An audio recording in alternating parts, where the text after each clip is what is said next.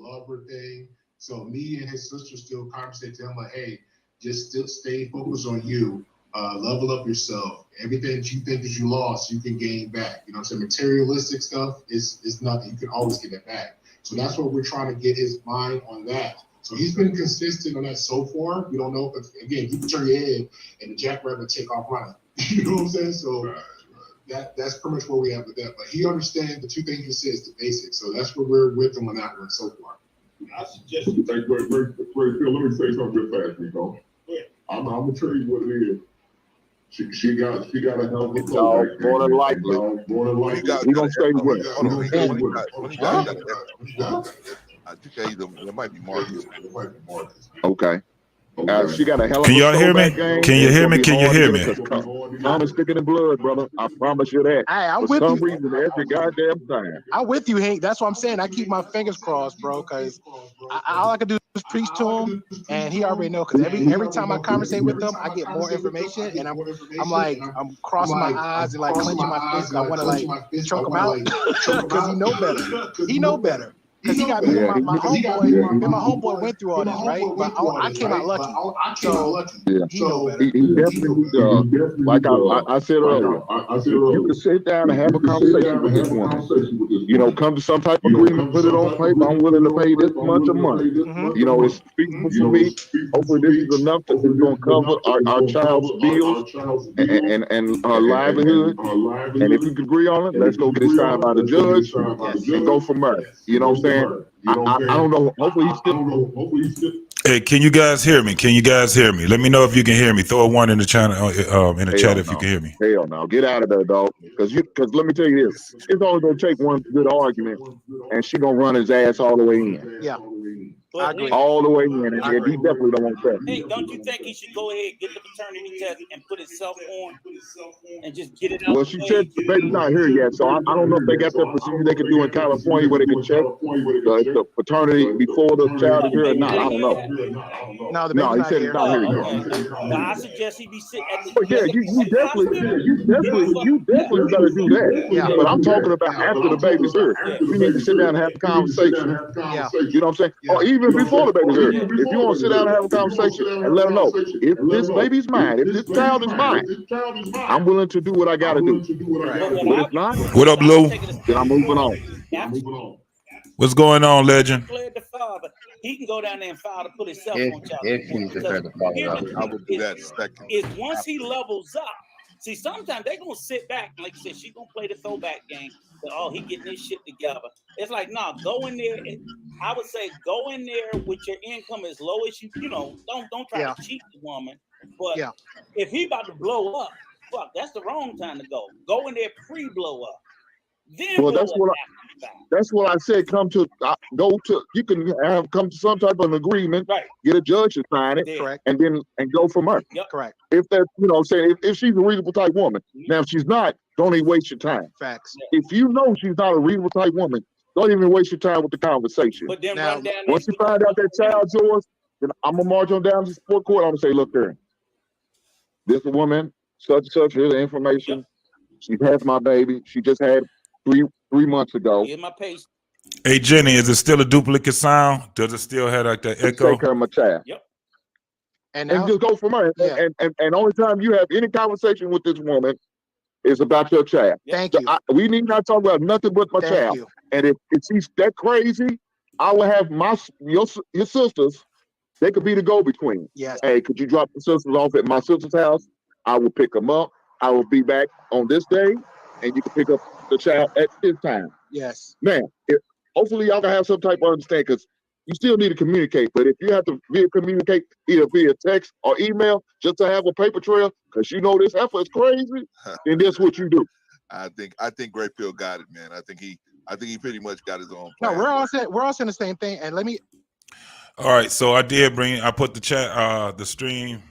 I'm sorry, the link into the chat. If you guys want to come in, you definitely can do that. So let's go ahead and get it. Jenny, if you're still in there, let me know if it's still got 2 sounds in there.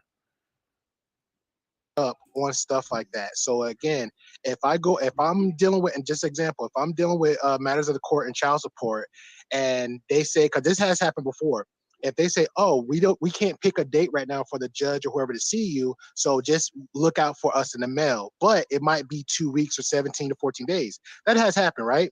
So if you know in 3 days later, they got to put a stamp on it, meaning the date, make a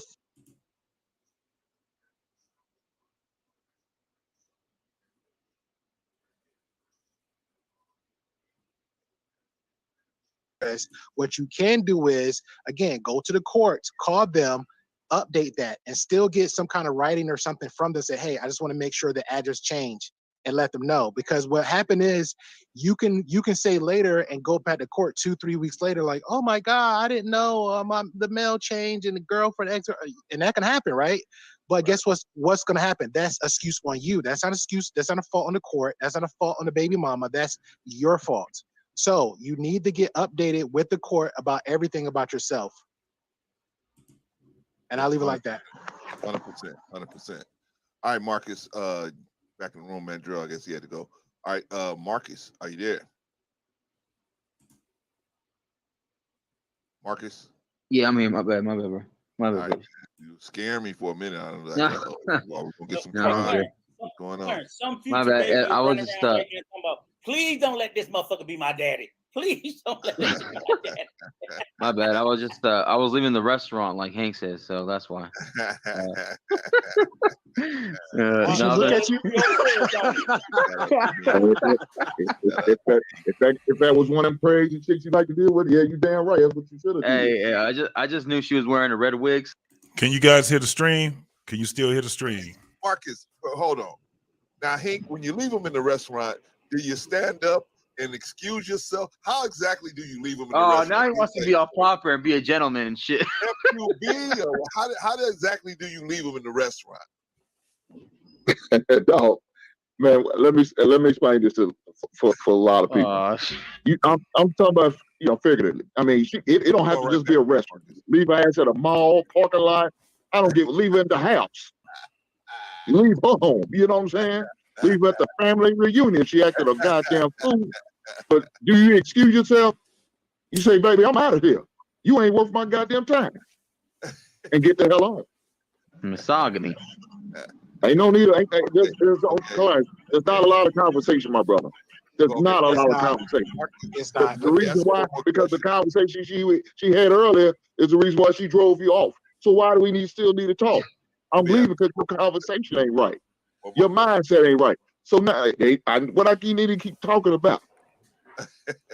Okay, I just want to ask you one other question, Hank. All right, what's up, big brother? When you leaving her and you decide, hey, I'm out, do you explain to her or you just say, hey, I'm out? You're gonna explain during the conversation. Like when you showing your dislike, this taste, disagreement of these certain things she's saying, and she's not doing what she's saying, how she's acting, maybe even what she's wearing. You can explain it right there. There's no need of more explanation. Say, look, baby, I gotta go. Thanks. This shit ain't gonna work out. I'm out. That's it. I'm not gonna go into no more detail. The details are in what we said. Yep. So what other detail do you need? I'm out. Ouch. If she can't catch the hint, I mean, what else we having this conversation about? I'm gonna let another sucker come get you. I'm not the one. Yep. Rico will save your ass. Yep. Rico will save your ass. Oh man. I heard Rico's an old hole saver, so I'm gonna let him. I'm gonna let him have it. Rico's put some more limes in that libation that he got, man. So he's carrying that libation. All right, Marcus, what you got, man? I like this kind of conversation because, like, in real life, in real time, I seen people go through it. I haven't gone through it, and I hope I don't go through it if and when I have kids.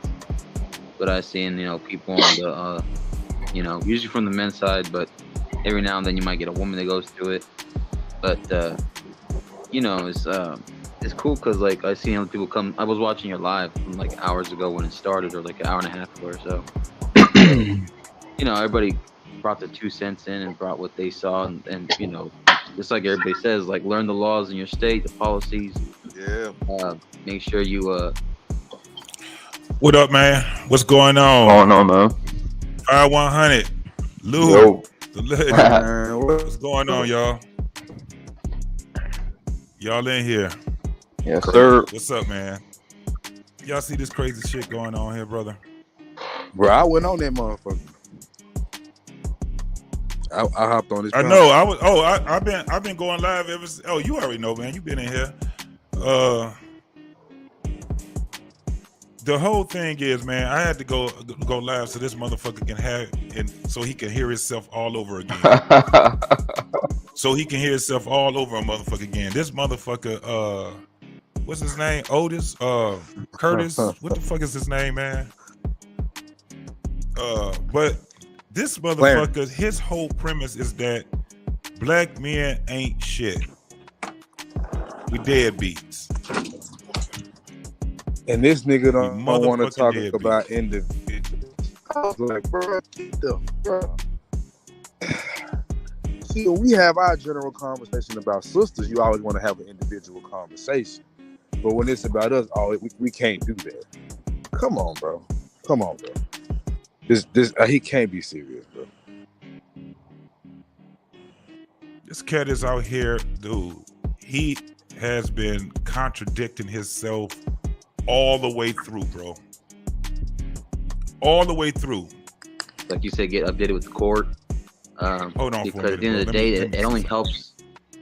Yeah, but Rico, Watch your goddamn mouth, Rico. Watch your mouth, Rico. Yeah, Rico. Wait, I'm just Rico, hold on, because I don't want to throw jabs, because like I said, I respect all them guys over there too. But at the same time, you have to understand, you know, when you have it's a 10 platform, right here 6, right? You have a 10 platform. Everybody either got an opinion, everybody want to throw out some facts, so it's kind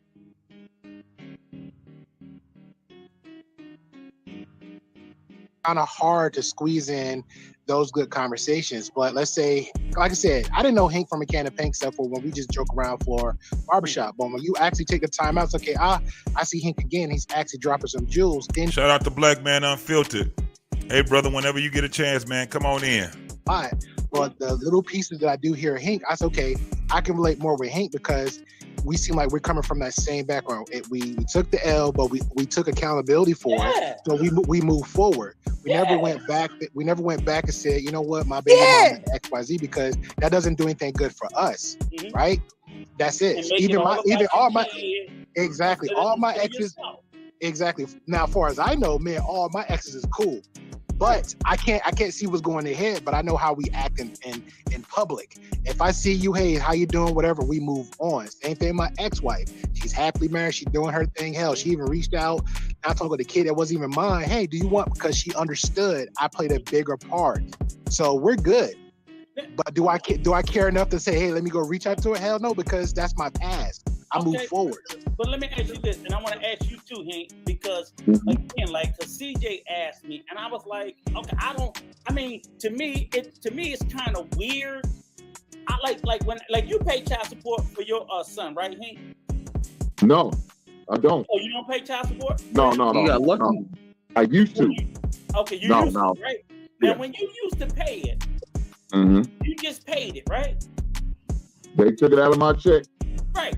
So you wouldn't run around looking for no audit or accounting of what happened with the money, was you? No, because I knew I knew she was a good woman. Yeah. You know, my ex-wife was a good woman, and she took care of my kids. But you know, what I'm saying that's what I had. But you know, let me say this real fast. This motherfucker is trying to get Hank on his side, bro. Yeah, go ahead, bro. CJ. Bro, I asked him that because he said the man should have checked his job about not sending checks to the damn child support system. But I said, but you're comfortable with the woman spending the money how she wants to spend it. That's a contradiction. How are you okay with one that you actually can reach out to, touch, have a conversation with, emotional connection with, whatever you want to call it? You're okay with not talking to her or even trying to figure out where the money going. But my job, whose job is they have a contract with the damn government, I'm supposed to not be comfortable with them doing their goddamn job when they're taking money out of my account. That's foolish, bro. And let me tell you this one right here, 5100. It's not a contract that you have once they are garnishing. It is a order that company has to pay. They are held liable for withholding the pay from you and dispersing it to the courts. So what they're not understanding, and this is what Black Man was trying to get them to understand, that money was withheld, which it was showing that it was out of his account. When he get his paycheck, it shows that money was taken out for child support. Before tax. He can't find out if they dispersed it to the courts. So if they hold that money, there's no way for that man to know other than for them to contact. They supposed to contact themselves the job, Right? Because it does show that there's a garnishment. They are ordered to pay the garnishment, or they are held liable. It is not up to for the individual, the payee, to hold them accountable. It's up for the court, because the court is what gave an order. Right. And that's what they're failing to understand. And Black Man kept trying to tell them, they understand. man, the man was overpaying. Yeah, they just trying to set a fucking narrative, and they keep trying to be right, and they're wrong. He was saying, listen, the man already was paying. It didn't show that the man was paying it because the garnishment, the people that garnished his wages, they held the money. They kept the money. They didn't give it to the courts. That was on them. It shouldn't have been where this man had to be, where there was a question for this man to be arrested. My whole premise on the whole thing was, when that even came up, was that it should be illegal to arrest a man for non-payment of child support and to make it a felony. They going all over the whole points, trying to sit back and say that, okay, so the big point was, I'm just trying to prove that he didn't overpay. They read the same thing that we already had read. We seen the videos, we read it. Man, I followed this shit. I had a show on this shit 4-5 years ago. The man overpaid. I don't care what that other place was saying. They got a whole, man, it's all on YouTube. You can go look at some of his stories on YouTube. He had other interviews that he was on. He overpaid. They still didn't talk about the whole thing with him going over there to visit his son. They were trying to convict this man of a crime for over visiting his son. You don't hear them saying shit about that either. No, because that's not the narrative, man. That's what annoyed me about what they were saying, and the fact that he trying to flip why I asked the question, because he claimed that I wasn't coming through clear, but everybody else could hear me. But he claimed that I asked that question like I have an issue. I actually agree with. I ain't gonna be checking behind the baby mama with what my child needs. I'm just gonna pay attention to what she ain't got and supply it. So I ain't even have an issue with that. But he tried to flip it. And it's like, bro, stop. And I got off because I'm just not arguing with him. I'm not doing the problem. The problem here is not only does the man have to pay, he has to pay and make sure that the correct parties are receiving it and go above and beyond so that he's not held liable. That is the problem here, because the man has to do everything. Because once again, child support is an entitlement towards the woman, not towards the man. In other words, the one who's paying it out is held liable for the person who's getting it not receiving it. So we know all of this, right? And what we're trying to do is to make the system work in our favor instead of against us. Because right now, as we see it, again, not only do you have to pay, but you have to go above and beyond and police all of the other parties involved to make sure that you don't get caught up. And real quick. Because you're just getting caught up regardless. So, and before you play it, bro, the funny thing is they say this is for kids, right? So tell me why they can use child support as a source of income if it's for the kids. When you qualify for a house, it's used as a source of income as well, and it's against the law. It is against the law for anyone not to use it as a source of income. In other words, if a baby mama has 5 baby daddies, all 5 of the child support incomes are used as a source. Right. Now the craziest part is with us, if you have to pay, it is a liability. It is a source of, it's a liability. It's a liability. I've had deals die, and what I mean by a deal dying is you no longer qualify because during the last week of the purchase, we saw, for whatever reason it was missed, because sometimes we're human and we make mistakes, we missed the $250 a week payment, and then once we include it, the debt to income ratio is too high, you don't qualify anymore. That happens a lot. And the credit check, it shows up there as well if you owe back pay. Absolutely. And it's crazy. I got hit with $27,000 off the rip. So how does that look on me? Yeah. It don't matter that I was married to this woman during that back pay period. It's just the fact that they assigned it to me. That's what they don't. So they talking about the jurisdiction and they talking about the judge's discretion. They can do what the fuck they want. And what I find funny, CJ, is that the consequences of a man not paying child support are international. Not only are they national, but international. That is one of the biggest issues. Passport negated, driver's license negated, all that good stuff negated simply because of child support. And you know what that Rico cat said? I don't care. Whatever it is that you got to do to take care of your kids. Like, man, what the fuck is you talking about to take care of your kids? We're talking about how unfair it is for, let's just say, the family. First and foremost, we see what's going on right now. When the dad is not involved, what happens? Everything goes to shit. And then now you're going to tell me that her whole thing got to be relying on him, on his paycheck? My whole thing is this. You don't ever hear of too many women, and there are women that do it, that ever escrow their kids' money for them to have a comfortable life when they get to be an adult. Because a lot of these women are not spending that money for that damn child. Bro, it's just a fact. Do we give a and this is the whole thing. Should I give a fuck what she's doing with my kid as long as that kid is being taken care of? Hell no. I'm not trying to do the math on that shit. My whole thing is to make sure that kid still have mom and dad in the picture.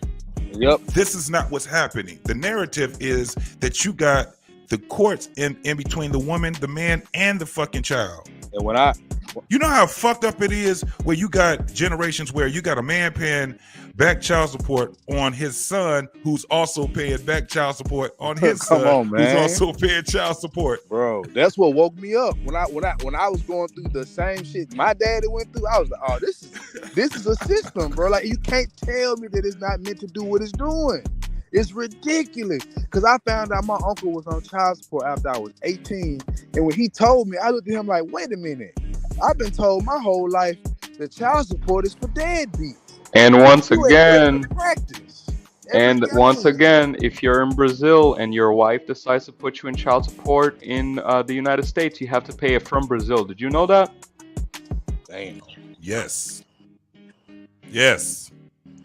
And you better pay it. Because and guess what? In most cases, it'll end up being you better pay it. And in most cases, it'll end up being a default anyway. Because guess what? You ain't there. You ain't at the courts. You can't make it to the courts. Yep. But we tripping though. It's us we don't give a damn about our kids. And I mentioned that 50-50 shit too. I mentioned Dr. Tia Son Johnson breaking down the black masculinist agenda. How we can get this child. It's like, no, it's out here, bro. He said, well, they got it in my state. Yeah. That shit's crazy, man. Let's tune in and see what else these fools is out here talking about right quick, bro. A man can go to jail for overpaying his child support. Hell no, not for overpaying. For overpaying his child support. No. That makes sense to you. No, nowhere in none of the 50 states, no. Okay, let me move on to hate. Why do they keep trying to paint that same fucking narrative, bro? Oh, Jenny, Jenny said, but it's not taxable income. And there, the female's tax return. And it's not discounted on the men. They have to claim it as income on theirs. Make it make sense.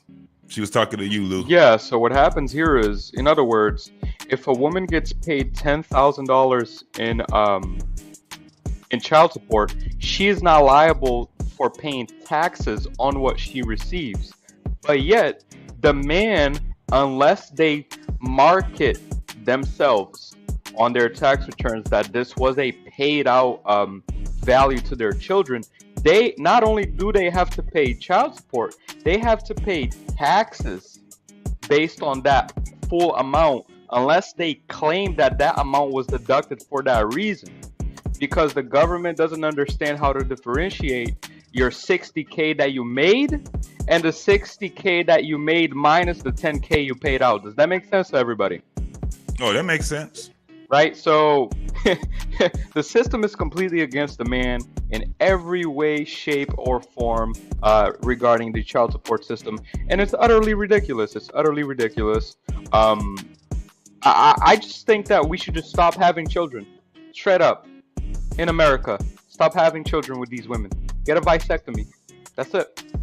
And what you're saying is that's what's happening right now. I don't know if you've seen some of these stories that they've been having, man, where these guys are rushing to these doctors at an alarming rate to get vasectomies. And if you want my child, you better pay me. I want $10,000. Somebody else just said that shit too. Do you see people? Like with these dudes with these old ways of thinking, they not understanding where this is about to change into.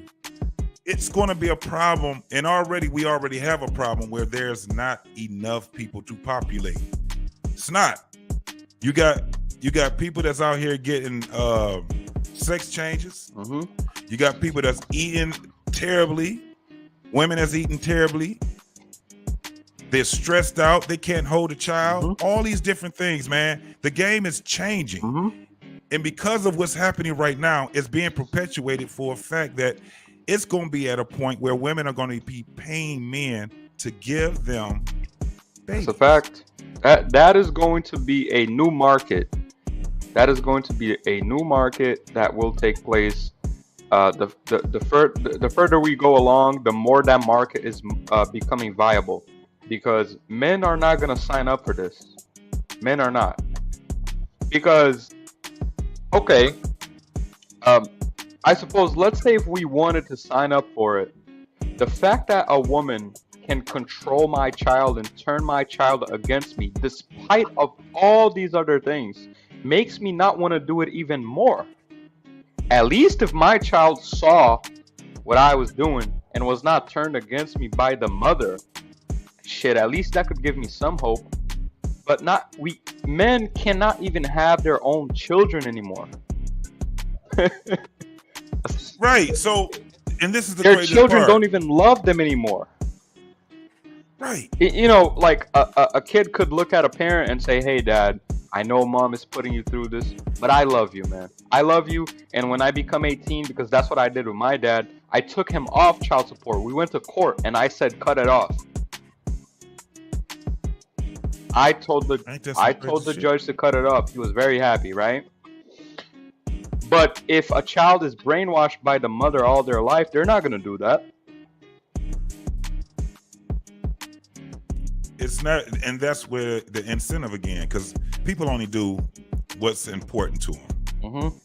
So they have to be incentivized to do certain things. Just like now, there's no one that's really incentivized to have a family. Oh yeah, wife and children, husband and children. They're not being incentivized. Why? It's too many negative stereotypes that's out here. You're starting to see people that's close to you, and you see what they're going through. Too many negative consequences. Yeah, and no positive one. Like, you literally have to find a perfect woman, because as soon as she decides she wants to turn on you, it's over. It's a done deal. It's a done deal. But when you have guys like Clarence and Rico sitting back telling other men, we don't care about what's going on with you. All you need to do is take care of your kids through the courts. I have a problem with the courts. I don't never have a problem with men. How about this? And I tell people this. What would it look like if the courts just threw their hands up and said, we're not going to have family court anymore? What would the community look like? Oh man, that would be perfect. That would be perfect, because women would have to fall in line now. Yes. So now they have to be picky enough to say, I can't be with this man right here because A, B, and C. This is where the problem. Picky enough or not? Because think about this, right? If women are too picky because of the courts, think about it. Because they understand that they can stay picky forever, and even when they do choose somebody, they can still turn against them. So once the court system goes away, it will never, but let's just say it does. Women will start getting with men that they would have never gotten with because they understand that they no longer have anything to leverage. Right. So they will want to be with a man, even if it's a lower quality man than she would have originally chosen. Again, Jenny's point was a very good point. Just imagine if I make $60K a year and I'm being deducted $10K from a company for child support per year, but that company still calls out to the IRS that I actually gross 60 and not 50, because when you pay out 10, your gross is not 60, your gross is now 50, and you pay taxes based on 50. But just imagine if they do it wrong and you're not only 10K short on the child support side, but now you're going to be paying more taxes than you should have paid because there was a misstep. There was a IRS miss audit. Now what? Now you're double in the hole now. Right. And you're thinking to yourself, shit, I have no control over my child. I have no control over my relationship. And even the child support that I pay out that goes out through my pay stub that everyone can see, they fuck that up.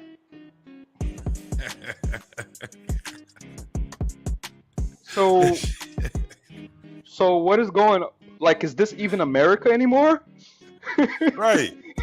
Like, how are you gonna tell the IRS that I gross 60 and make me pay taxes based on 60 if I pay 10 in child support because you want to withhold it? Because you want to withhold it, you dummies. This conversation gets me so riled up, and it's actually good because it gets my wheels turning as I nurse myself back to health. So yeah, it's interesting, man. And then if you try to leave the country, right?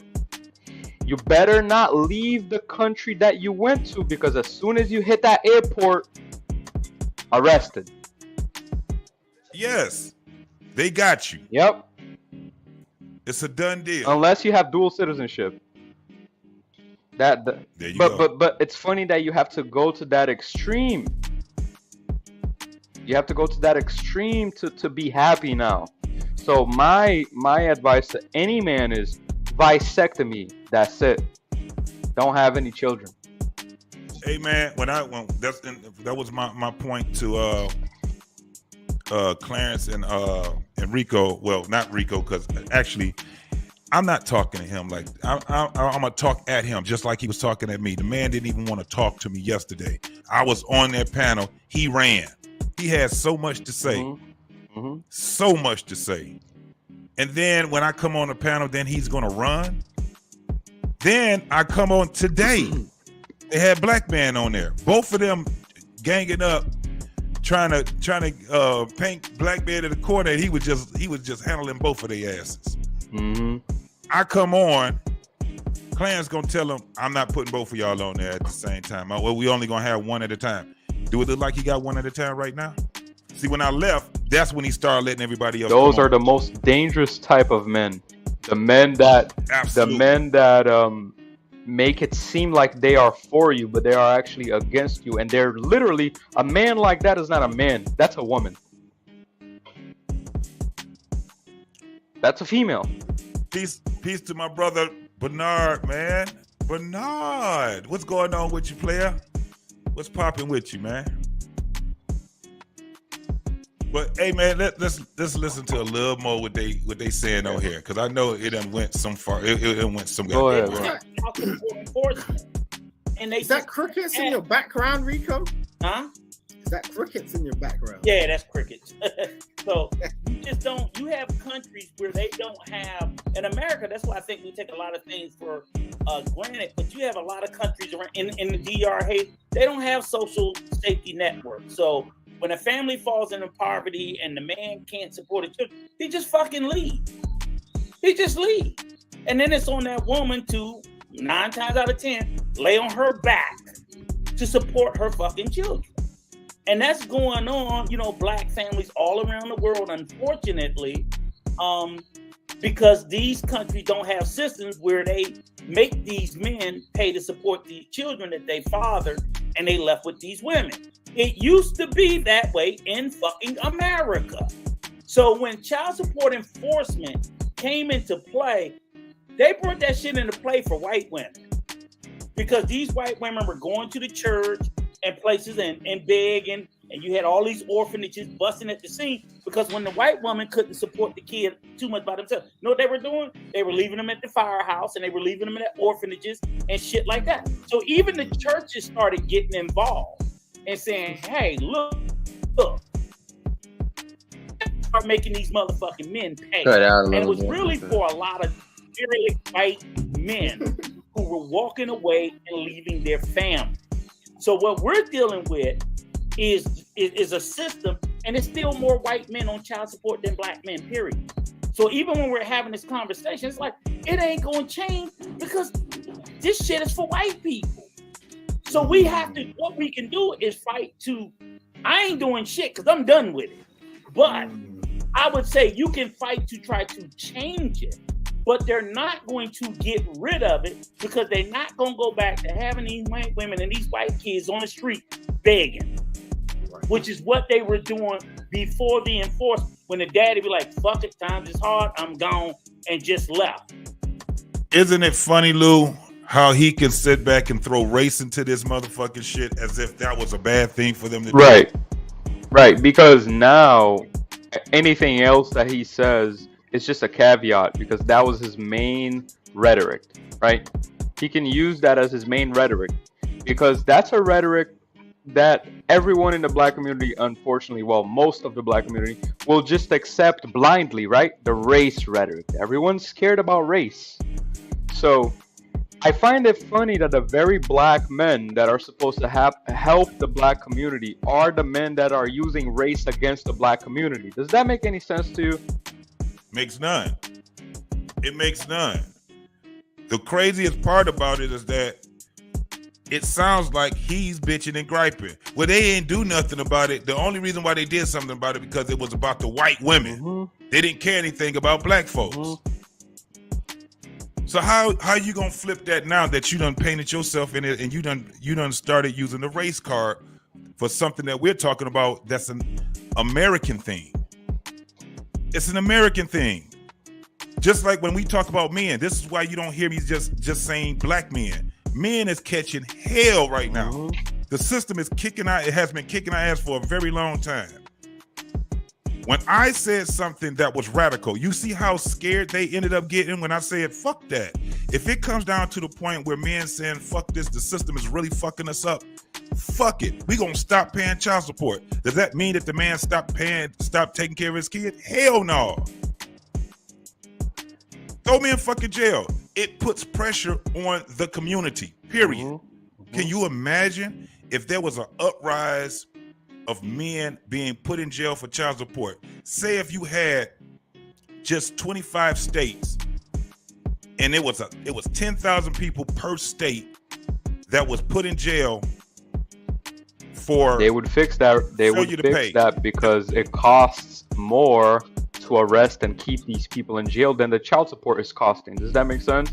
So the government will find a way to fix the problem once the problem is in their face, but it has to be in their face.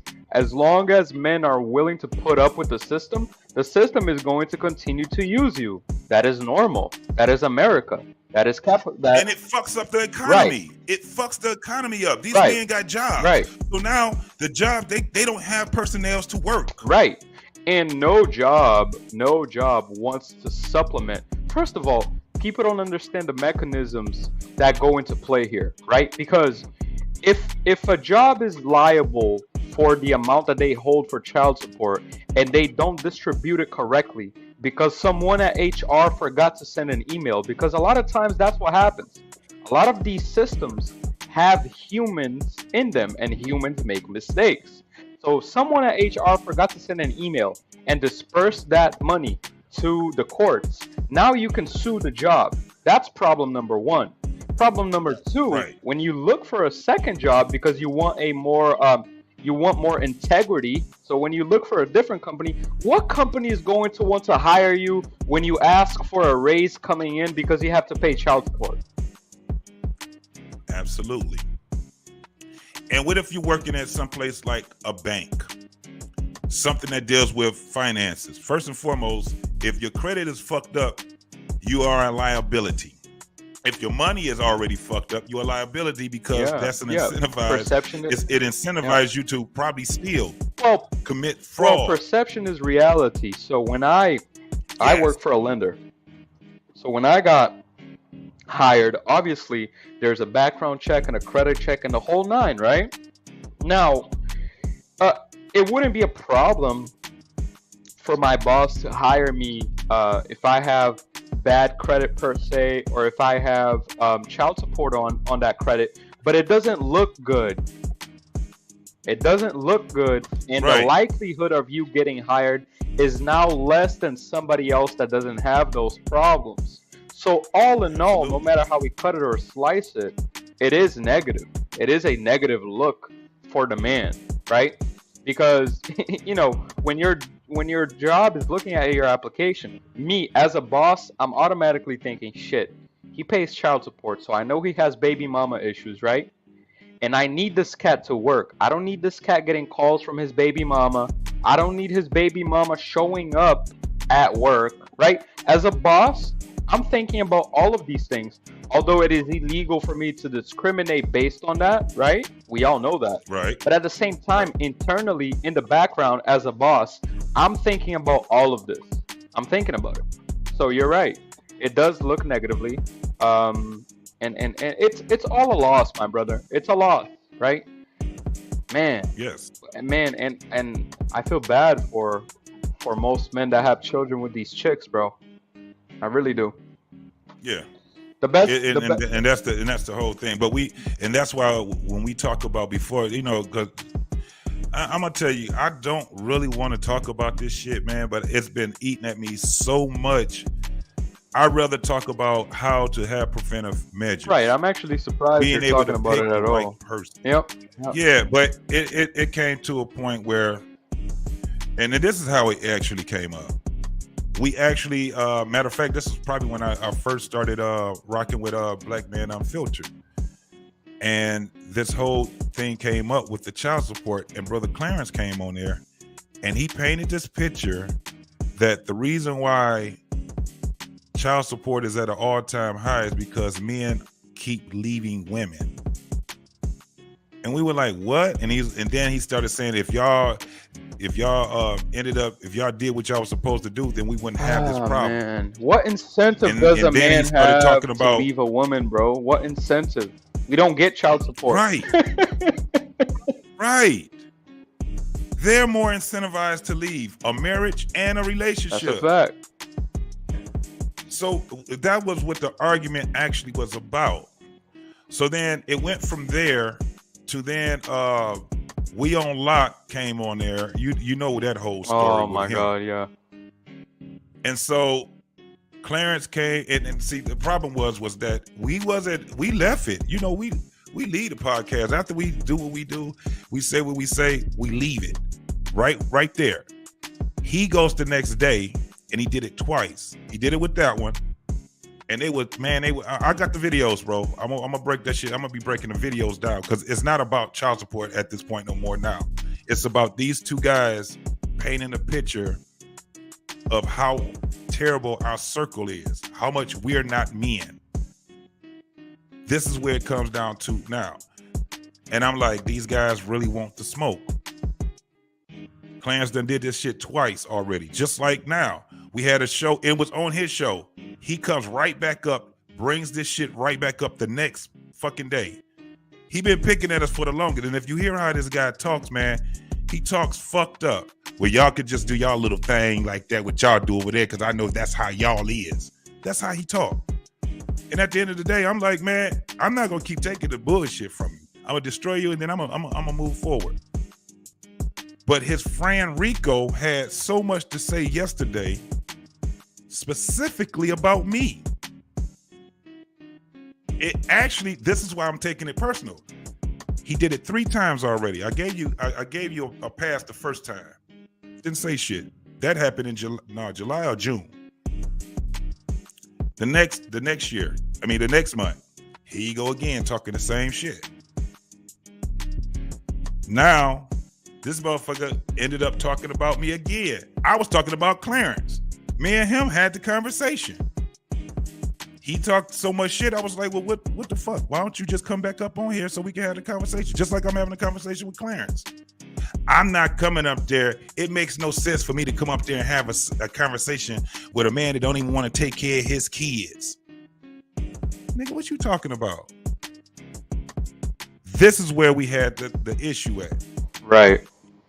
They started talking about one, because I guess he was supposed to be improving some bullshit that, everything that we were saying was misinformation, and he was going to debunk it today. I knew that wasn't going to happen. He tried to debunk one thing. He never debunked it. And now look what they're doing. They got a whole fucking panel now. Yeah, I think it's very, this is a very sad situation.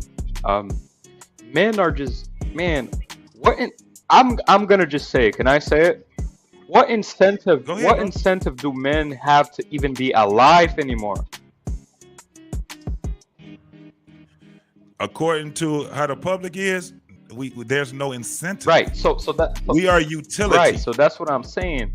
No one wants to talk about the millions of men that delete themselves on not on a daily basis, but on a yearly basis. Let's just call it that. Right? The millions of men around the world that delete themselves on a yearly basis. No one wants to talk about those numbers, because guess what? If you talk about it, you're actually going to have to start solving some of these problems, such as child support, such as mental abuse, such as physical abuse, such as looking at men for what they can give you, not for who they are, right? You're going to have to start solving for all of these social issues that actually weigh heavily on a man. And no one wants to solve those issues because no one wants to take away the benefits that men give them. Everyone just wants to use men. And that's a problem. It's a big problem. And it makes it even worse when men don't stand up for one another. When we don't at least stand up for the integrity of what a man is. When we looking at for instance, a relationship. For the life of me, I don't know why these young guys even try to be in a relationship right now. They have no utility. Imagine you 22 years old and a girl talk about she want a 6-figure man. What the fuck are we talking about?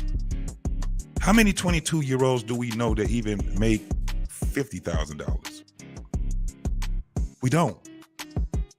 These guys are all fucked up and don't have anybody other than, I guess, Clarence and what's his name, to sit back and tell them about themselves. Jesus Christ. Because the way we talk, this toxic masculinity that we talk about, when we telling a man that you have options, that's toxic masculinity. When we tell a man, you better start picking the right type of girl, man, you take them through the ringer. If they don't meet your qualifications, don't have sex with them. We can't even come to a consensus as men on that. When we talk on Black Man Unfiltered, one of the great things about that is that we can respect each other's points of views.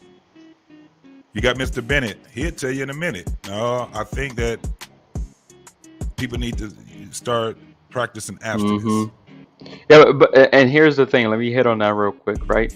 It's very difficult. It's very difficult, unwise, and to be honest, I'll just say it straight up, kind of retarded for you to tell a man that if a woman wants to give him some, for him not to take it. Like, what? That is our greatest weakness, my brother. A man's greatest weakness is what is between a woman's legs. So it is very disingenuous to tell a man to close his legs when the most powerful thing in the world is staring at him in the face for free, but then it gets used against him. So now we have to work 65 hours a week. We have to pay child support. We have to live in broken homes. We have to live in broken systems. We have to be used and usurped of all of our energy, and we can't even have sex anymore? Hold up. Hold up. You have to go out to the military and your wife is cheating on you. You can't have sex. Hold up. Hey, what is going on out here, bruh? That's why I support the Passport Bros. Go to Brazil.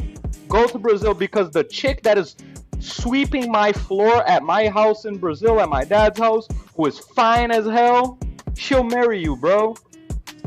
She'll marry you, and me and my dad will give you a little part of our compound. You can live out your days in peace. In peace. Instead of in America worrying about the next rent payment, the next IRS audit. You know what I'm saying? Absolutely. Like, Absolutely. goddamn, this is why only the strong survive. Because men are getting tired, and men are deleting themselves because of pressure. And they have no way to let it out, man. Most guys that I know, they don't speak a whole lot about what their woes are. You find out afterwards when they delete themselves.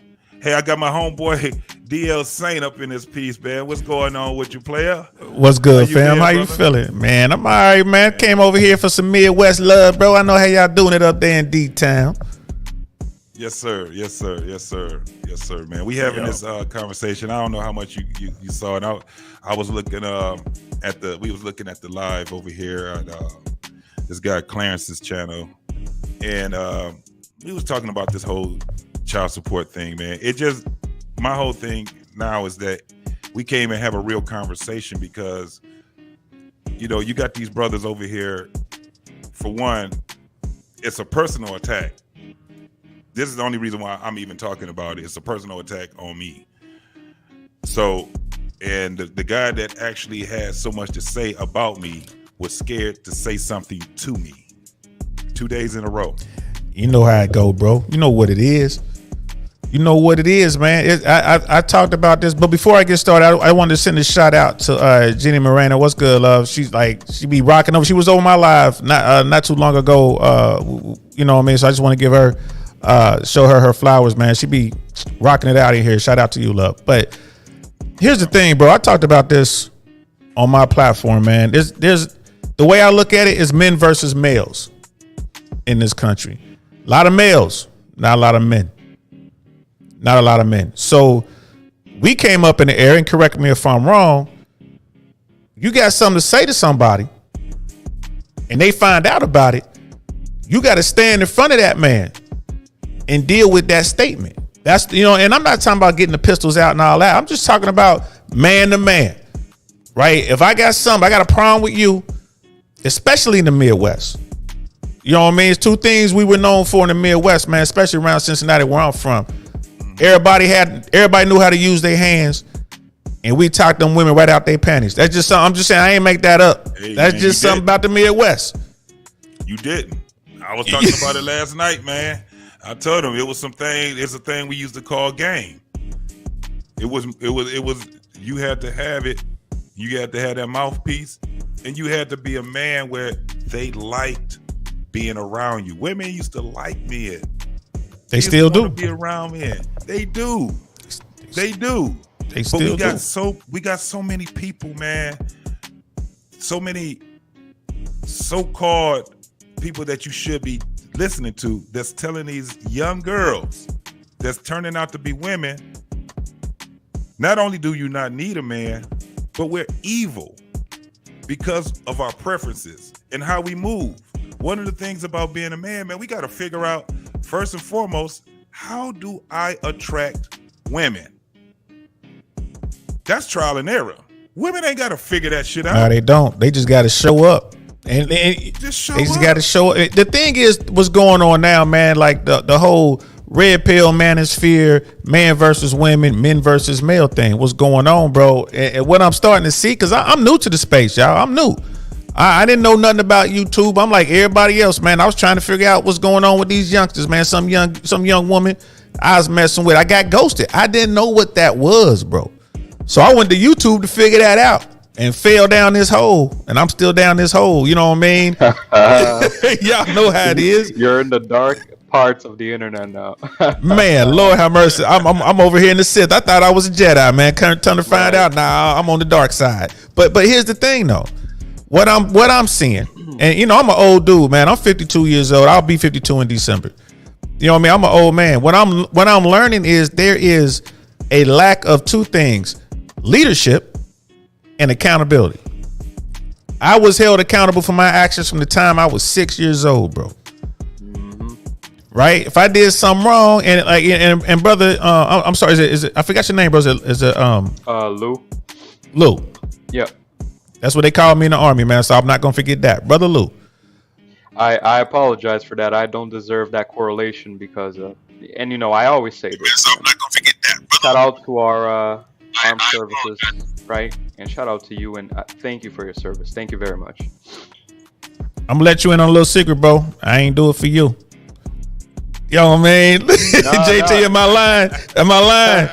And listen, but what people fail to understand is, even though you didn't do it for me, I benefit from that directly and indirectly.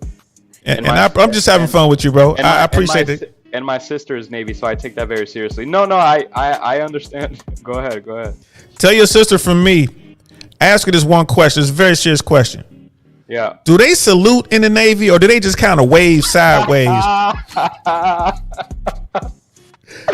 I'm not quite sure what they do in the Navy. I'm a civilian. I don't want to get. I don't want. No, you just tell your sister, hey, I met this airborne guy. He said something about airborne. I don't know. He said something wrong with his head, but he wanted to know if y'all salute or y'all just kind of wave sideways. He was curious, and then let me know when she coming, man, because it's going down. I love the Navy though. I ain't gonna lie to you. I love the Navy, man. But what I was saying, man, like, but the whole point was, I know that there are a lot of men out there, especially like my Latino brothers. They're raised a certain way, and then society wants to say, "Oh, machismo and all this," and that's toxic. It's not. That's being a man. Just like it, we used to be raised that way when we were, when I was young, coming up as a black man. Like I said, I was held accountable as a kid, all the way to this day. Now we're living in the era where no one's accountable for nothing. You have these women running out here doing OnlyFans, for instance, right? OnlyFans. And shout out to Zuby. Zuby made a good point on the Fresh and Fit podcast. He was like, this is all brand new. We're living through an experiment. Society has never had this kind of shit before, right? Can we curse? Can we curse? You know what I mean? Yeah. You good, bro. Society's never had this shit before. So women are going out there being told by other women that no man wants, that you can go out here and do whatever you want, put it on TV, show your body, smash, do all this kind of stuff, and it's okay. No one's gonna hold that against you, and that's just not true. So that lack of accountability is leading us to a lost generation with women. We already got the lost boys out here. These young males running around here trying to get attention. What do? They act like women, because women are supposed to be. That's what it's supposed to be. All these men out here running around, they never been punched in the mouth. I can't even talk to men who've not do the like. Oh, I ain't never been in a fight before. I'm like, I just get up and walk away. I can't have you around me. You ain't never been punched in the mouth. You ain't never tasted that blood. Hey man, let me give a shout out to my partner in crime, man. Come on up here, Rob. I see you in the chat room, boy. You already know. I ain't even got to send you the link, dude. You already hit it. And my man Dusto's in a Pete. He's in the house. Oh. My homeboy JVJ is in the house, man. What's up with you brothers, man? Is that information, man? Me and Dusto about to hit these streets up here, bro. I can't wait. I'm gonna catch up with you next week, cuz we have to get out here and make it happen. Hell yeah. You know where to find me. Absolutely. Hey Jenny, which one you asking? Who's on the podcast? I don't know. She's asking for which one of the new guys. I think it's DL. Right? No, she got me. She dropped the link to my podcast. Thank you, love. I appreciate that. Okay. Oh, JVJ. I think that's what it was. All right. She got you, JVJ. She quick with that. How she find me like that? Hold on. I might need to watch out, man. Hold on. Who you got over here, man? Jenny's a robot, bro. Jenny. Oh, that's the sniper, boy. She everywhere. Jenny. She comes from the clouds, bro. Man, She Jenny, faster than the feds, bro. Jenny's better not watch the newest version of the AI. Like, Hey, well, shout out to you, Jenny. Good. Just slow down a little bit when it comes to me. You can do that to everybody else. Good God, I was like, damn, she got the link and everything. I only been over here like 3 times. That's crazy. Hey, what they say in the movie? Don't be scared. Hey, look, I'm scared like a little kid that got his ball took, man. I'm scared in the motherfucker. Yeah, took my night light out the room and everything. Let me hold on. Let me see what this fool's saying now, because he talking now. In the community, they're not locked up, and we look at the trauma that our children are going. Right. They're not locked up yet, and we're still in last place. What the fuck do you think gonna happen when we take a good chunk of them out? Mass incarceration is what put us in this situation, and now we're gonna voluntarily turn over the next generation because they pissed off at the system. No, y'all gotta find a better way to fight that shit. That's my point. Yeah, I mean, but I he's talking about something. He's talking about something else. He's talking about false. But what I'm saying is find a better way to fight the system of the child support system, other than taking a large portion of black men out of our community and imprisoning them. But he's not talking about. But he's not now. He went something totally different. He's on something totally different. He's responding to something that I was talking about earlier. Oh, okay. I'm going back to it because he had that smoke. Go back to the restaurant. I'm like, no, don't leave him at the restaurant. That's my thing. Because we can't I don't want to. Okay, he ain't really talking about shit, man. That motherfucker there. But you know when brothers get to talking like that, man, I listen to what they're saying, and I never hear accountability. It's always somebody else's fault. You know what I mean? Like it is what it is, bro. The whole snitching epidemic, right? What's that? That's the lack of accountability, man. First thing they told me in the streets, bro, don't do the crime if you can't do the time, man. Period. If you ain't ready for this life, man, don't do it. And then when you go in there, they start, they just don't want to sit down. They just won't tell on somebody, tell on any and everybody because they don't want to sit. They'll tell on the innocent man. That's the lack of accountability, man. Like I said, a lot of males, not many men. Yeah. We was just talking about that over on, like, I just dipped out from my show to come holler at y'all, man. I wanted to see what y'all was over here cracking about. But that snitching part right there. A lot of people got snitching and defending your community mixed up. A lot of people, like, and they were saying it over my channel. I was like, man, I'm gonna say something to them. And I was like, man, I'm gonna let these folks talk tonight. Snitching is when you in the game and you doing the dirt. Telling on folks is when you ain't got nothing to do with this and you trying to defend your community. Nah, he shot the hood up. Now, if I'm riding in the car with him and I told on him, that's snitching. And a lot of folks in the black community got to get a separation between the two. You not snitching when you just got your kids outside riding a bike and they get hit by a stray bullet and you know who did it and the police come around and ask you who did it. You not snitching when you say, no, that dude down the street saying 1205 shot my kid. His name Tyrone. Go get him. That ain't snitching. And that's the problem that we have in the black community because everything has been brought in together that we snitching on somebody. Dude, I don't live the way you live. I go to work and I work a 9 to 5. I come back home and I provide for my family. I ain't out here doing this hood stuff in the street. I'm not snitching on you. You need to get out of my neighborhood. And I need to do everything I possibly can to get you up out of my neighborhood. Man. I feel you on that. Most definitely, it is a big difference, and a lot of people don't know what the difference is. Snitching, first and foremost, your ass is a criminal just like the nigga you snitching on. That's what it is. Straight up. You a criminal just like he is. If you ain't built for this world, if you ain't built, and even when it comes down to, like, it's so fucked up now where dudes are in the streets and they mess around and they get their family caught up in the shit. They know who the fuck did it. That's the reason why they ain't gonna tell. Mm-hmm. And a lot of times it comes down to it where because they was caught up in some shit. They probably got about 2 or 3 bodies on them too. Mhm. Can't tell on him because he gonna So tell on me. Right. So this is how they got it misconstrued when you got that whole snitching thing. But if you out here in here, man, and you ain't a civilian and you in that gangster shit, you can't be a civilian once somebody in your family gets killed or once your house get burnt up. You ain't a civilian no more. You know what came with it. You know exactly what came with it. Facts. Live by the gun, die by the gun. Same thing about you in the game. You gonna get what the game give you. Yes, sir. So it is what it is. But that fuck motherfucker wasn't talking about that. He was talking about, he was still stuck on what I was saying. What'd you say, bro? Yeah, who was that guy? Who was that guy you showed? Hey, it's a I gotta give it to him. Dude named Clarence, right? We had a show. If you go on there, what is it? Let's Talk the Better Black Life. Man, don't go on. And, Here, tell Rob that one of y'all send me that.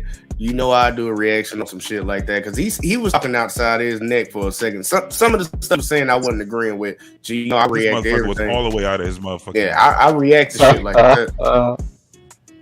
I think JT took his 9 laters. I think that's all about, man. He took his candy, smacked him in the head, something like that. That's what I think it is. Hey, I was trying to put his ass in a motherfucking headlock yesterday. He wouldn't come back on there. Nigga was talking all that shit. I shows up, he goes running. And then he gonna say he refused to come. And this is his homeboy's. He's supposed to be like a co-host. Nigga, bitch, bro. And he ran from his own fucking show. And his whole goddamn premise was that he didn't want to have a conversation with somebody that don't want to take care of their kids. Nigga, if you don't shut the fuck up. First off, we were talking on the premise. Of this. And I said some real radical shit. It is what the fuck it is. We were talking about this whole thing about the system being fucked up. It's fucking men up. So one of the things I said is that we have to make a motherfucking move. If we want to change, we got to make a radical fucking move. And you can't have 2 and 3 people to do it. At the end of the day, if a motherfucker sitting here and they handing us our ass over this child support shit, we don't like the way that the shit is, nigga, stop paying. Come together, stop paying, take me to fucking jail, right? We know that it can't happen when 1 or 2 people is doing it's this got to shit. be a But collective. imagine if you got 10,000 motherfuckers plus that's sitting there and this motherfucking shit happening. Yeah, they'll start out putting niggas in jail, but what's the next thing they're gonna have to do? Let your ass go. Then they're gonna try to start garnishing your shit. There's ways around that shit too. But it's a radical move. This ain't no motherfucking shit where nobody's gonna get untouched. So when you're talking about that, all you're talking about is fighting the system. I don't think at this point right now that no man should be up under the scrutiny of family court, period. I agree. If these bras is gonna keep coming out here having goddamn sex with all these so-called irresponsible fucking men, the court should give their hands up and say, then you got to deal with it. You get it out the fucking mud. Yeah. They did it with us. Yeah. They tell us you had this kid with her. You got to get it out the mud. Whatever it is, you get 2 jobs, 3 jobs. We need that cash. Hey, This is what it is. Can I give you one thought before? It's using. Oh, go ahead. No, I'm about to say, go ahead and finish up, man. I was about to ask you, can I just give you one thought before I got to go back and save my show, man? I don't know what they talking about. This is right, but this is only one thing. This is not the end to all. We already know that the shit can't happen without, first and foremost, unity. Secondly, organization. It's not about a bunch of niggas just not paying child support. That's the dumbest shit in the world. My whole thing is, in order to fight the system radically, man, you're gonna have to have some motherfucking casualties. It is what it is. It's only one. That's the only thing I said. It's just one of. This nigga done took what I said to a point of, you just gonna tell motherfuckers to put themselves in jail? Yeah. Nigga, you just dumbed it down to just that? Instead of, let's have a conversation. Why not challenge my thought on it? Instead of just telling me, fuck you, nigga, you ain't shit. You less than a motherfucking man. You ain't a real father. That's why I had a problem with him. And all we had to do was have a fucking conversation. The nigga ran, got in the chat room and started chatting and shit. Those funky ass Facebook shit. And you got a fucking platform right there. I came on your platform to speak to you. You didn't want to speak. You ran. You left your homeboy. That was one of the reasons why I said it ain't gonna ever happen. Because motherfuckers don't know unity. This nigga left his homeboy on there to fight all of us. It was 5 of us on that motherfucker. Handing that nigga his ass. Left for dead. And his homeboy ran. What you call that? And now Left he for on that dead. motherfucker talking mad shit. Left for dead. Nigga talking like he got the shit figured out with them goddamn glasses on. Nigga, the sun went down. Why the fuck you still got sunglasses on? Remember that scene from Rush Hour? That nigga Jackie Chan, he was talking to the sergeant, whatever the fuck he was. He told Chris Tucker was like, "Hey, bro, where you was at?" "Oh man, I was just I had your back." He like, "No, you was hiding." You see me? I was over here. You was hiding. No, you Right, wasn't. that's that nigga. I hate you, back, Brett. Hey, look, man, look. I feel you on what you said, man, because 100%, like, it's gonna take us as a collective. Like, I think what the part that you said where, like, look, tell them to lock us up. I think that's part 2. I think number 1 is, first off, well, actually, I think what you said was part 3. First off, we need to, well, guys ain't gonna do it, so I'll put that in part 2. Part 1 is, man, we need to start getting involved in our local elections because we got to change the legislation inside of our cities and our local government. I ain't talking about federal because everybody want to vote federal for some fucking reason. Our local and state elections, we got to change the laws in our states. If we can get that shit changed first and put, we got to basically get the people that we want to go vote the way we want them to vote. Like, look, if you want the black male vote, child support and the child custody court, it's got to be on the table. That's got to be what you're running on. If you ain't running on that, black men ain't voting for you, period. After that, we need to tell these young men, like, look, man, stop shooting the club up. Like, stop shooting the club up. I don't care if she let you. I don't care if she say she allergic to latex. I don't care if she told you Jesus said it. She can't use rubbers. Don't do it.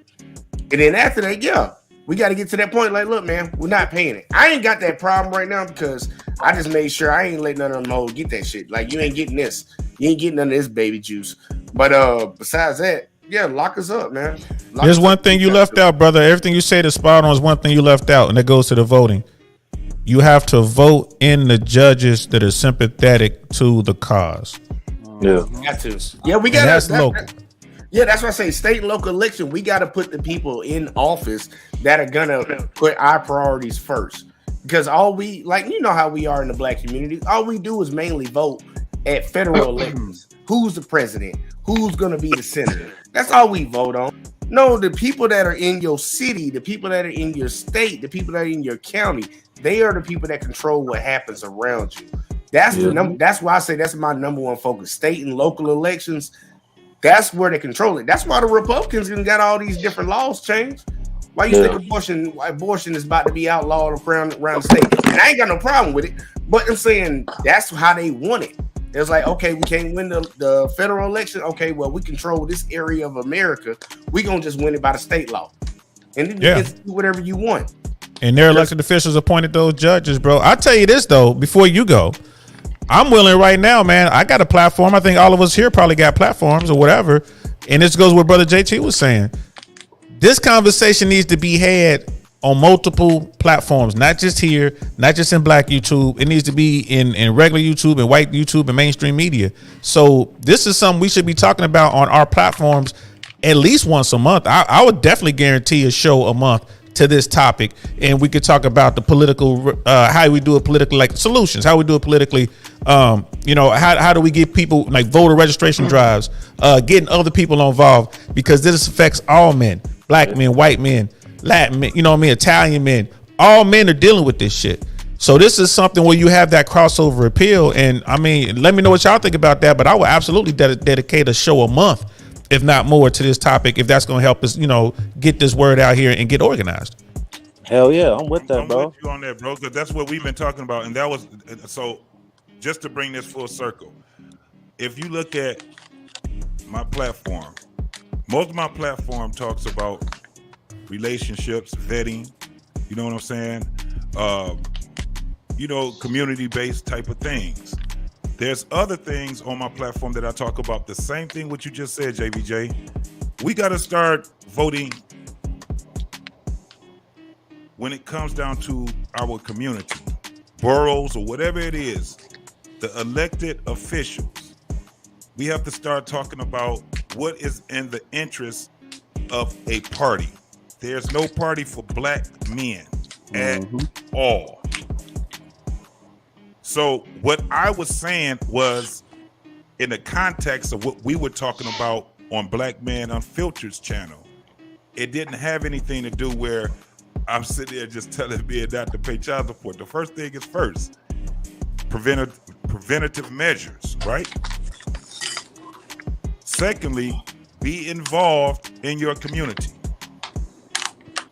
And then organize. You have to be able to organize, but all of this shit won't happen if we don't have the conversation. That's our part. Conversation and find a solution, because we can have the conversation, but we have these conversations, don't figure out a solution, it's pointless. So let's have the conversations so we can figure out the solution. That's how I look at it. Hey, I'm with it for like at least once a month or whatever we do, man. We end up having a deep conversation about, because I'm done with it. I don't have to deal with child support and all that shit no more. But I have children. I got 2 daughters, but I got a grandson. I also have my offspring, and I got a nephew. I got a couple of them, and I got little cousins. And they're coming through here. What is it that they got in front of them right now? A bunch of fucking turmoil. That's all it is. So when I speak, I'm speaking actually to the voices of the young folks. I'm trying to get them to see what we can have as an alternative so they can take the torch and they can move forward. It's just what it is. How many times have you ever seen some real activists that was in their 60s and 70s? Real activists. Not that many, man. I'm talking about out there on the pavement, on the beat, nowadays, on social media. Yeah. Right, actually doing it. The activists, we got them motherfuckers old and tired. Hey, I will tell you this, man. Look, I'm down for the once a month, man. We can set up something how we can link, like even if it came down to everybody that's going live on a platform, and somehow we're all in one room and we got a link. Like we can look into it, man. We can start an Instagram room up so we all can network back and forth about this. But it's gonna take us as a collective, as men, coming together and pushing this movement. Because honestly, the number one thing that we're gonna have to change is our political standing. Black men don't vote. Black men, they don't care about us, and that's why all the other that's why the Democratic Party only push towards black women and white women and the men that the little simp beta motherfuckers. And the Republican Party don't even care because they know they're not getting our vote. So it is what it is, man. If y'all set something up, man, y'all hit me on Instagram. Y'all already know what it is. I appreciate both of y'all coming over to my channel and showing support and shit. And I'm gonna catch you on the next sports one, man. We gonna link up and do that shit up. But bro, we gotta definitely do that up. Next week, bro. Next week, this Saturday. This week, I'm gonna hit you up show next week. All right, bet. Look, y'all, I gotta run, man. I don't know what the hell they doing over here. I'm looking at it on my tablet and it ain't looking good. So I gotta run over there and check on it, man. But I appreciate y'all, man. Appreciate you, bro. All right, brother. My man, JVJ. Right now. Most definitely, man. Don't forget to follow my man. Yeah, that's my also. dog, man. You a good brother, man. So brother JT, man, I would say this, man. We get four platforms to commit to one show a month on this topic, right? 4 platforms. That means they only have to do one show. We coordinate it, so every week there's one show, and we support those platforms. We go in, we jump in the chat, we promote it, we get people to go. I think that'll be a good start. And of course, the more platforms we have, the better. You know what I mean? I would say we start something like that. Like shit, you tell me what week, I'll do it. You know what I mean? I'll fuck thumbnails up and all that shit. I'll do it. You know what I mean? Because this affects everyone. And this is how the political system is supposed to work. And I'm telling you now, Republicans, Democrats, the lobbyists, if a group of black men, or any men for that matter, minority, get together and do a voter registration drive, for instance, and actually show some real numbers, we got 100 people to, register. Republican, Democrat, Independent, doesn't matter. That's all it takes to start turning heads in the political world, bro. A lot of people think it takes a lot. It does not. No, we got to be serious, man. Black man got to be serious, man. We got to stop letting people narrate what the fuck we do. When we get to start talking about these subjects right here, bro, all you hear is people talking about black men is whining and crying. Fuck all that. If we got a grievance, we need to express our fucking grievances, man. Good, man. We need to express our grievances, and then it's gonna move. We gotta start from somewhere. And for us to have the platform and start having multiple platforms to be able to talk about this and coming up with different types of ideals and solutions, bro. The shit is gonna start making people really understand that we really serious about this shit. Then you're gonna start seeing that there will be cats that's lawyers and powerful positions that's like, no, these motherfuckers are real. Then they would come and have the conversation with us. Then we would start, then there'll be a call to action. But there's no way that we can have a call to action if we don't even know how to even start it without the conversation. We have to have the conversation first. We just started it, bro. I'll do one next week. Yes, we get somebody to do one the week after that, and we just once a week, one of these platforms, and we start drawing people in. We're gonna have to get females on board. We're gonna have to get others on board. Oh, we can't. And see, that's the thing. It's not about having women as our adversaries. That's not what it is. That's where the big problem is that there's a big wedge between women and men. But we as men have to change the trajectory when it comes down to, hey, we do need these women that's backing us.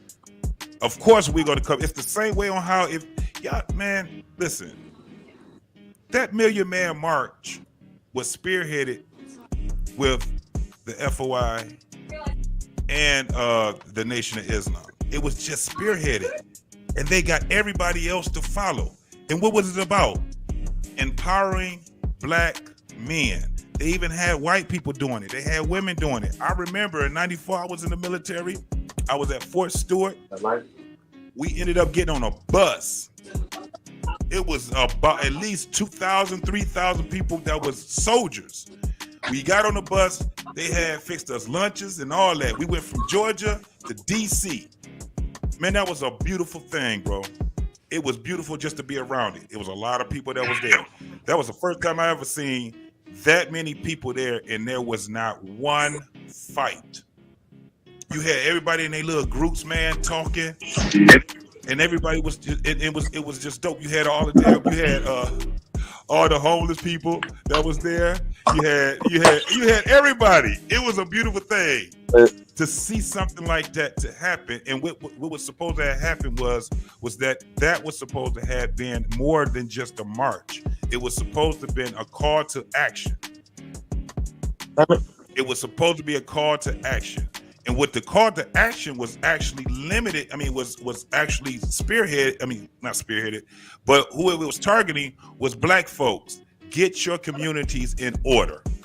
Get your communities. Man, they had, you know how many doggone celebrities that was there that was just, you didn't even know that you was talking to a celebrity. They was just out there with the people, man, talking. They wasn't out here with bodyguards and all of that. A lot of these cats was not doing all of that. You had Spike Lee walking up and down, man, having a conversation with everybody.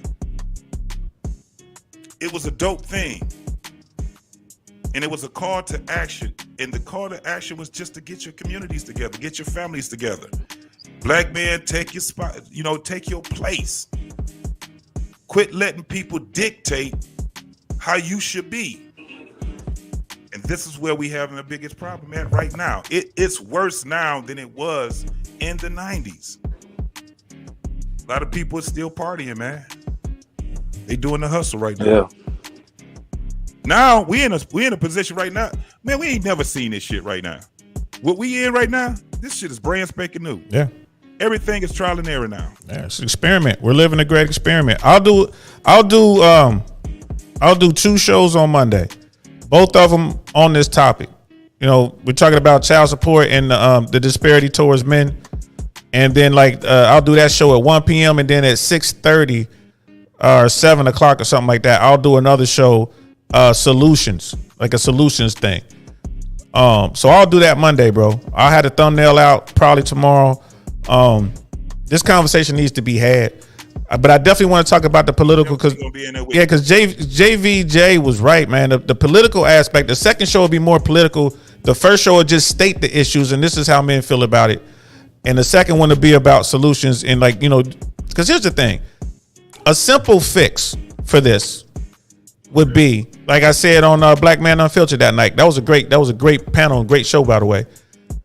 If every time you went to family court, two people who had never been married, and this is about, child custody, child support, whatever, every judge in the land should be forced to say it's 50-50. The default should be 50-50. Once you come to court, it's 50-50. You just there to talk about how you're going to divvy the 50-50 up. Right. Every person should get that option. Now, let's say one parent or the other says, no, I can't do that. I'm too busy. I'm not ready. This, that, and the third. Okay, it kicks into the current system. But the fact that we monetize children, the fact that child support is based on taking the child from one parent or the other, that's just evil. And I don't know anyone, when you hear it said out loud, anyone faced with that fact will defend it. There's no Republican that will. There's no Democrat that will do it. There's no feminist that will do it. There's no one would defend that. But the thing is, they dance around that. They never talk about that. They never let you show that the system basically monetizes children and it incentivizes people to punish one parent or the other. So if that simple thing, it's a federal mandate that it's 50-50 no matter what, the judge can't dictate the terms. At least you got that opportunity. Now, if you go in there as a dude or female and you like, well, I can't handle my responsibility. I didn't want to have babies, this, that, and the third. It's like, well, you shouldn't have nutted in her. First of all, it goes back to accountability. You know what I mean? At least let's give you the opportunity. Yes, you don't get a chance to choose. Being out there like, well, we should have reproductive rights. You ain't getting it. All right. And that's a fight I'm not ready for that battle. But you should be given the opportunity once you are drugged into court to get equal access to your child. And then there's no money involved. You raise your kid, I'll raise our kid, you raise our kid. There's no money involved. But I'm broke. Wouldn't that be a dope ass thing? But wouldn't it be a dope ass thing? You took the monetary thing out of it and you said, well, listen, you got every right to sue that parent for being in the child's life. How about that? Wouldn't that be something? Yeah, that man, that'll be something. You take the money part out of it because that's the biggest issue we got. It's not being able to have both parents being in that child's life. It's never going to be equal. Even when you're married, it's not an equal thing. You got men that are truck drivers, man. You got men that are in the military. They don't see their kids that often. So you got women in the military, same thing. They get deployed and the baby stays with the dad. Yeah. And the baby stay with the dad. Or sometimes they got to take the baby, catch a plane, take this baby over to mom's. Yep.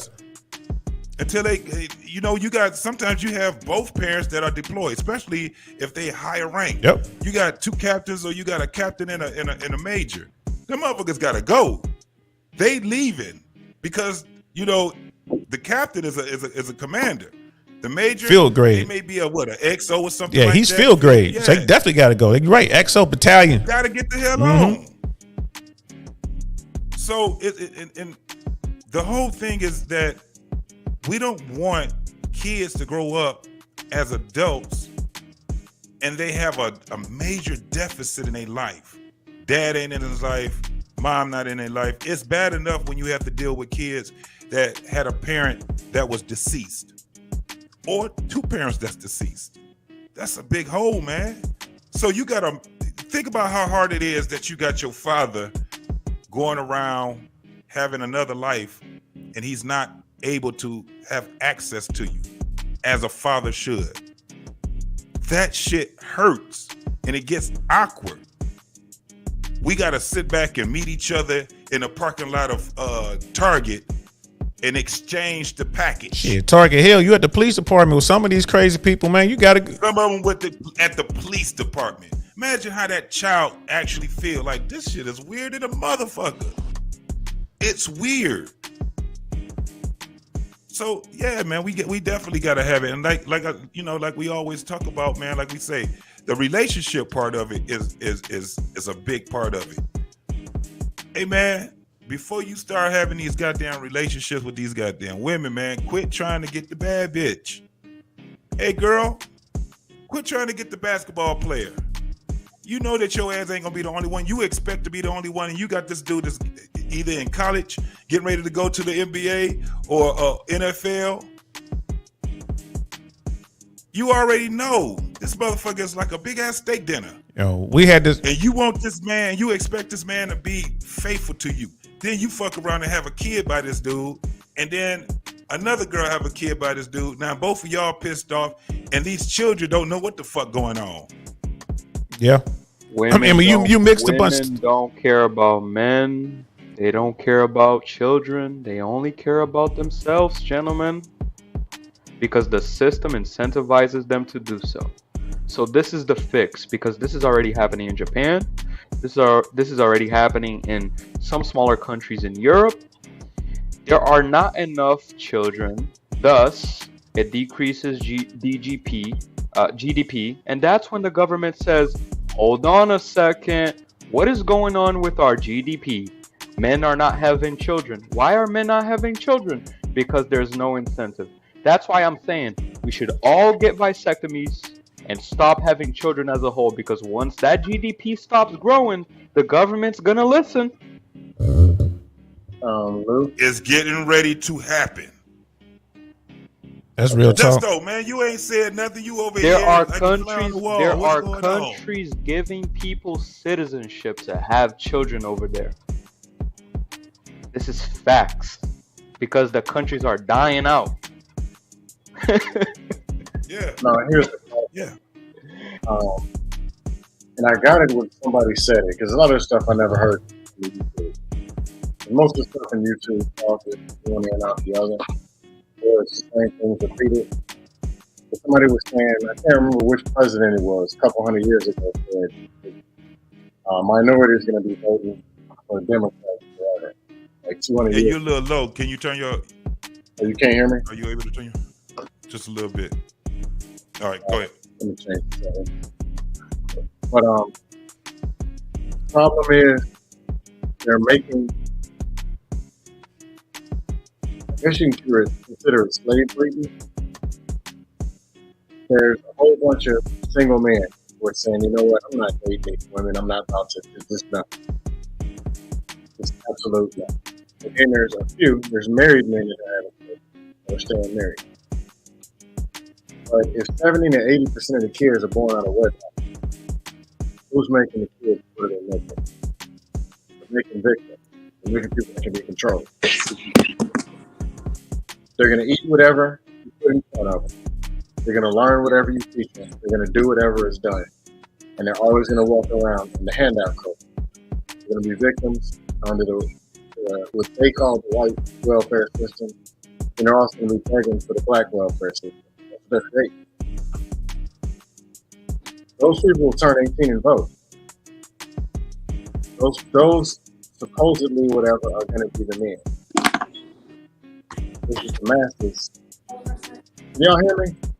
Yeah. I got you. Okay, Jim Marina asked us on my phone. But they're creating millions of these people. The victim class.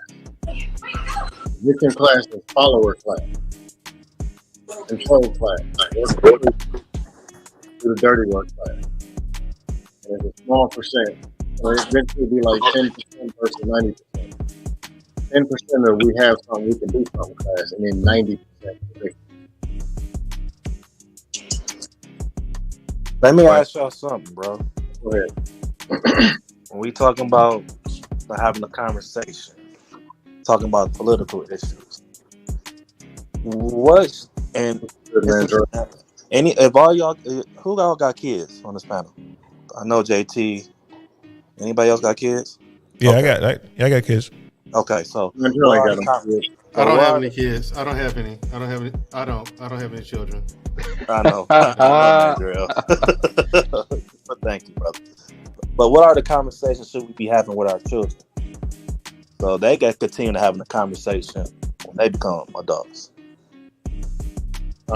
At this point, when your kid turns however old, take them to the doctor's office, get a vasectomy immediately, possibly at birth if we can. It's like, bro, this is where we're at, man. What? Like I said before, right? You can have a million conversations with your young son, but when a girl puts that box in front of him, he's going. He's going. Yeah, you going up in it, bro. That's just keeping it 100, man. That's just being real. That's being real. What young man, what young dude with raging hormones is gonna say no to it? It's right there. The smash is guaranteed. That's what I'm saying. It only takes one shot, y'all. It only takes one shot. And think about it. I mean, I'm just being honest. When I was young, come on, bro. I was first time I smashed, man, I was in middle school, cuz I didn't know what I was doing. She knew what she was doing. Right. You know what I mean? Man, I shot the club up. That's usually how it goes. The women control. Listen, these women are evil, bro. You can't deal with them through the system. You can't deal with them through the family structure because the system is not incentivized. We all know this already because women hold the spending power, bro. These women just go out there and spend, and the government will always cuddle them. Always. Men, get a vasectomy. All of us, all millions of us need to get it. Stop having kids. Once that GDP stops growing, the government is going to start listening to you. That is the most practical and optimal solution to these issues. So you think? I disagree with one thing. I'm sorry to cut you off, but so the reason why I asked this question because I could go back when I was younger, and I could say yes, naturally dudes are gonna want to fuck what they want to fuck, but I'm gonna keep it real. I feel like naturally when it comes to dudes, when they become like children, when they was children, honestly, I felt like they was encouraged to have multiple girls. Either they have that uncle, they're like, hey, how many girlfriends you got? Even women, grown women growing up, they ask you how many girlfriends you got. When it comes to young girls, they will tell young girls don't depend on a man. You know what I'm saying? So like for me, I have daughters, and I know other dudes that got daughters, and they would tell their daughters like, oh, you're not getting no boyfriend until you turn 50 or shit like that. Me, I'm gonna be a little bit different. I'm encourage my daughter to be one day a wife. You know what I'm saying? Be a mother. You know what I'm saying? Like I want to see that for her. You know what I'm saying? So I feel like what we missing. We missing is that I got nothing for you if you have daughters because your daughters are the most privileged humans on the planet in America, right? Like no matter what you tell your daughters, you think your daughters are gonna listen, bro? Yes, once they go to college, it's over. I understand. No, I understand that. You know what I'm saying? But I feel like it's not it should be enough. We should still have this conversation with our children just to plant the seed. Oh yeah, no, of course, I agree with that. I just don't have more examples. A lot of the problem we're not having enough conversations about family. You can try shit like that. Yeah, two things I don't agree with. Number one, if you're a man and you have to go raw on random chicks, then can't nobody help you. Every time you stick your meat in the wrong vagina, you're filling out an application to be in the system. You're talking about sticking chicks that you ain't even supposed to be over their house. Ain't no politician there to save you. Honestly, just go straight to the system. You might as well bang around the back of the system. Just straight up. And you honestly need to be in the system if you know where it's going. It's either that or the HIV clinic. But the whole every woman can't trust. Oh, that's the case, man. Hey, bro. Hey, good. Hey, if you're willing to trust the devil, good luck to you, Dusto. Straight up. Trust the devil? Straight up. Bro, how many times do we have to see men's lives destroyed because of women before we realize what women are capable of? And I hate to sound like patriarchy because I'm not, I don't subscribe to the way that he promotes his narrative. Not that he's wrong, but the way he promotes it because I don't think it's receivable. But women are evil, bro. There's no way around it, bro. Lou, like I say a million times, my mother never picked up that phone. The system was never ordered. My sister never picked up that phone and ordered the system on her husband. They understand This man is a better system. They kept their marriages in their marriage. Until he's not. My parents are in their 60s. Actually, they'll be here in a couple hours. Call the system at 60-something years old to do what? There are some people who actually get it. Now, I agree, most of them don't get it. They're running out here crazy. But there are some women you can talk to, and they actually get it. Those are the women, they parents. They know that there's nothing out there waiting on them. In a Section 8 raggedy apartment with a whole bunch of mookies running around is not where they want to live and what they want to do. Their bedroom, 3 bathhouses, man in there helping change the oil in the driveway. And their actions actually back it up. Unfortunately, most of these women are married already. There's only 3 of them left per state that are still single. Yeah. I mean, I'm between Brother Dusto and Brother Lou. Here's my thing. There are women that I've dated. So when I say I know these women, I've never dated these women who are out there doing all this stuff. I've never had the police called on them. Windows bust. Never. I've dated women who, after I dated them, they went and they got married here with those men. On Facebook, posted pictures of them with the baby. The problem is it's not enough of it. I agree. But I won't discount and say it ain't nothing. Nothing. Of course, when I say these women, I don't mean all women. But, I draw the line when a chick can take the 401k, when she can take the child, take the house, take the kid. I mean, come on, bro. So if you don't have any kids, you can take. But that's why I asked the question, because I feel like you asked me what the solution is. I feel like it start with the kids, bro. We gotta, we could do what we can to, make our change, but if we really want to find a true solution, we got to start by our kids having these conversations with them. Regardless if they're going to listen or not. We just got to have a conversation with them and start being, as adults, get on our shit and start being better examples for these kids. Because I'm going to tell you what, a lot of the bad behavior that you see now become the women and the boys who come from men. Who come from previous generation. So my whole point is when I asked that question earlier, and my bad, I missed what y'all was talking about because my connection was fucked up. But we need to. I feel like if we want the real change, we got to start with them. We got to start by having uncomfortable conversation with our kids. The same conversation we having right now, man, we should be having with our damn kids. Please answer this for me though. At what age? What age are you saying that we should have these conversations? My daughter's 13. I'm always having conversations with my daughter. She had her first middle school dance a few days ago. And the first conversation, we had a real conversation. Hey, do you know what twerking is? And my daughter was like, yeah, I know what that is, Papa. I was like, you can't twerk at this dance. And I'm like, now there's going to be a lot of girls there, little girl, your friends, they're going to be twerking and all that. You are not allowed. So as a parent, isn't it implied that we're having these conversations with our children at the appropriate time? So I feel like the appropriate time should be at what the parents feel like is the appropriate time. I can't really answer that because, I feel like for me, I would have waited for my daughter to probably to get, my daughter 8, so I'm about to slide out. Me and my wife, I see my wife having a conversation with my daughter. Now I see how my daughter started understanding when I talk to her and stuff like that. I feel like my time is to start having more conversations with her. Starting by telling her, hey, invest in her dreams young and shit like that, And me, when I have to understand when you're talking to kids, bro, with us, say my daughter about the twerk and shit, right?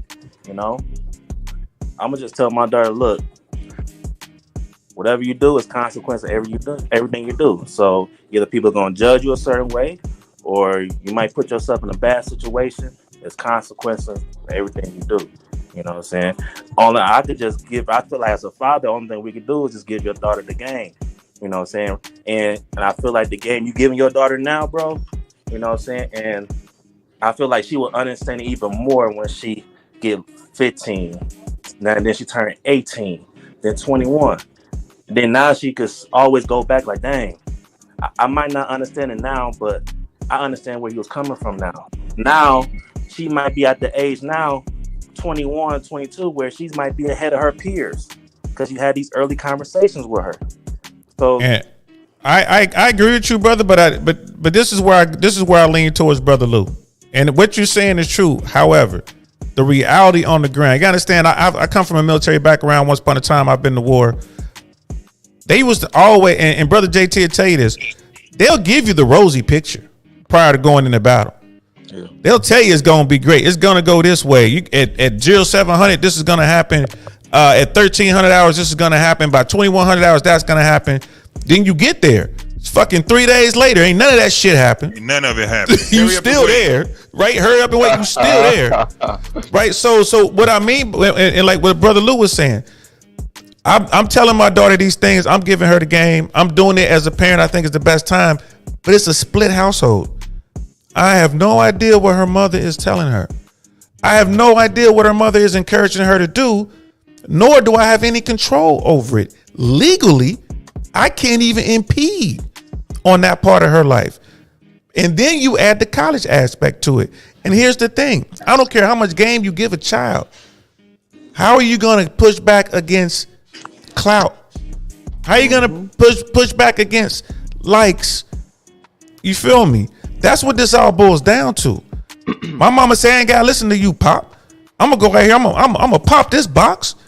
You know what I mean? I've seen it. So it's there's a lot. I'm closer to Brother Lou in this situation. I'm fixed right off. I'm telling y'all right now. I'm more than close to it. Like, I'm fixed. I get that, but come on, bro. Like, cause that's the case. I'm gonna keep it real. We were talking about the things like, as men, we know we need to stick together and we need to do this. I'm gonna keep it real. I feel the same way you feel, but towards men, I don't believe men is willing to stick together. That's who I actually see. I see is now men like us. I feel like we're doing what we do because it's what we do. It's just in us, but bro. I look at us as the exceptional. It's not a lot of dudes like us. So, but we still willing to fight for it.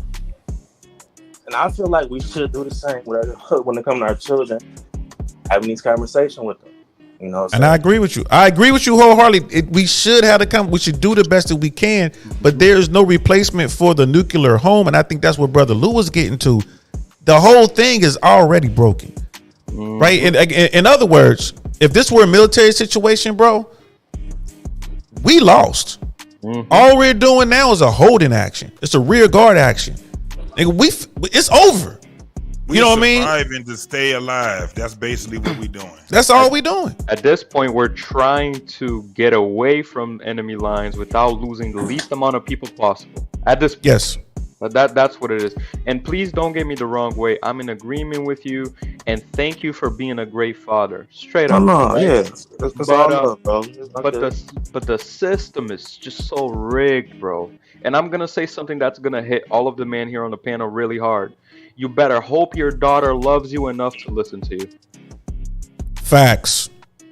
He just said something way powerful, bro. Facts. Because if she doesn't, and we all know that love is conditional, you better be perfect. You better be Superman. Because if she doesn't, all your work is going to be for nothing, and you're going to feel like shit. But that's the thing, though, and you're right. But let me tell you something. I'm not worried if she don't listen or not. That's just something I feel like I just have to do it. And like I said, it depends what y'all looking at as listening. You know, now they can listen. I think they listen, but I think what y'all missing is that they might not get the understanding, and they don't get that. A lot of times, kids don't get that till they get older, and a lot of times when they get to adults. But what I'm saying is, there've been a lot of times in my situations where my stepdad, my mom, they tell me stuff, and you know, I just like 1 year after the other, I just listen. But when I get to adult, and I actually have to go to certain situations that it was actually talking about, actually putting the game about, even though I was listening, it was like it still popped up in my brain. Then when I did make the mistakes, it was a lot more easier for me to adjust, adapt, change. Mhm. You know what I'm Yeah, saying? the light bulbs go off. That's Yeah, for sure. Yeah, no, I agree. yeah. Yep. So I give a fuck if she, like, she don't listen or not. You know what I'm saying? Hey, at least she know when she get, like I said, older, she can look back and say, okay, I respect my father 10, 20 times more now.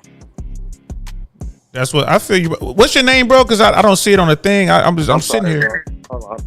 I'm Rob, bro. Rob, what's good? I'm the co-host of What We Know. Rob, that's what's good, bro. I'm Don, but I'm DL Saint in the YouTube world. But I'm Don, man. Pleasure to meet you. Pleasure talking to you. And I saw it. I peeked in your channel, bro. Like, I respect your mindset about a lot of things. I appreciate that. I appreciate that. And I'm with you, bro. I ain't lying. I'm with you. It's just, here's the thing. We've lost the nuclear family, right? And I think there's one thing that all of us on this panel could agree. It takes a village to raise a child. We've lost the village in our community. Now, Brother Lou, it might be a little different in his community. You're Brazilian, correct, Brother Lou? I'm Brazilian, yeah. And you're hitting on an important point here, because if I do something wrong, old boy down the street is going to hit me. Real talk. That's how it was for us.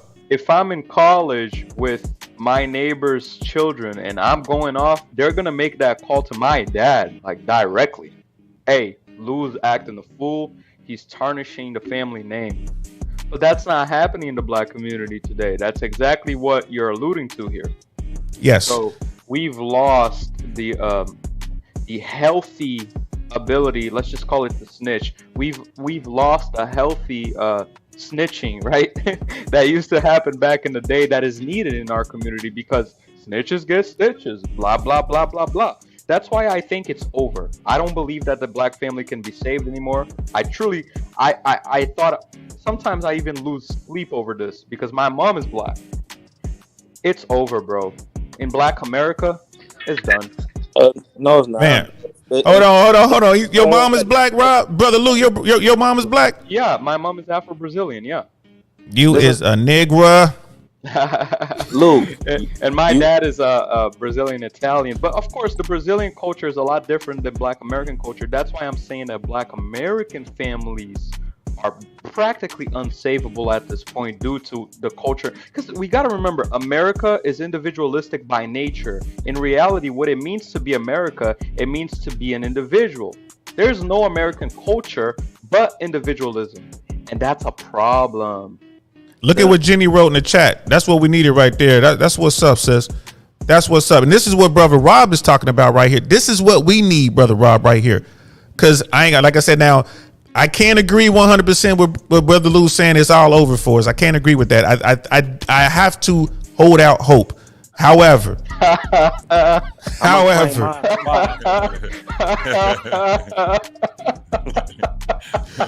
I mean, it's an uphill battle, y'all. Like we are outnumbered, outgunned, and they got the high ground. So we gonna need a lot of help. But go ahead, Brother Rob. You was about to say something. No, I was just gonna say, like, the reason why, Lou, in a way, you're right. Shit is over now. But I want to say we could save it just by this is what I was just talking about. Nigga, having a conversation with your kids, even if you don't have a village, right? You can be you know what would be cool? What more single parents would do? Fucking, you said it. You just said it. DL. We was talking about we need to take more. We lost accountability and leadership, right? Yes. Well, more. The problem is parents need to start understanding, and adults. I'm learning. I'm still learning. I ain't going to cap say I got it all. I don't. But what I'm learning is that we need to start really take accountability and leadership. So start telling our kids, hey, single parents. I feel like single parents be like, hey, look, you see me? Look, I don't want this for you. I want you to have a family. What me and your dad had, hey, we couldn't figure it out. And we wasn't mature enough. I don't want you for this. I don't want this for you. I want you actually telling these kids, like, have some real, just build some logic in your kids. Try to bring out logic to kids, all type of other shit. What you want to be as you grow up, be this type of person. But you never prepare them for the shit that what the shit they might most likely experience before the other shit we have planned for our kids. Like, and that's one of the things, relationships, you know, sex, marriage, having children. So I feel like we need to start finding ways to feed that type of shit in our kids. But it's a multi-pronged approach. Brother Lou is right. If we don't change the laws, we'll never get to what you're talking about, Brother Rob. Because here's the thing.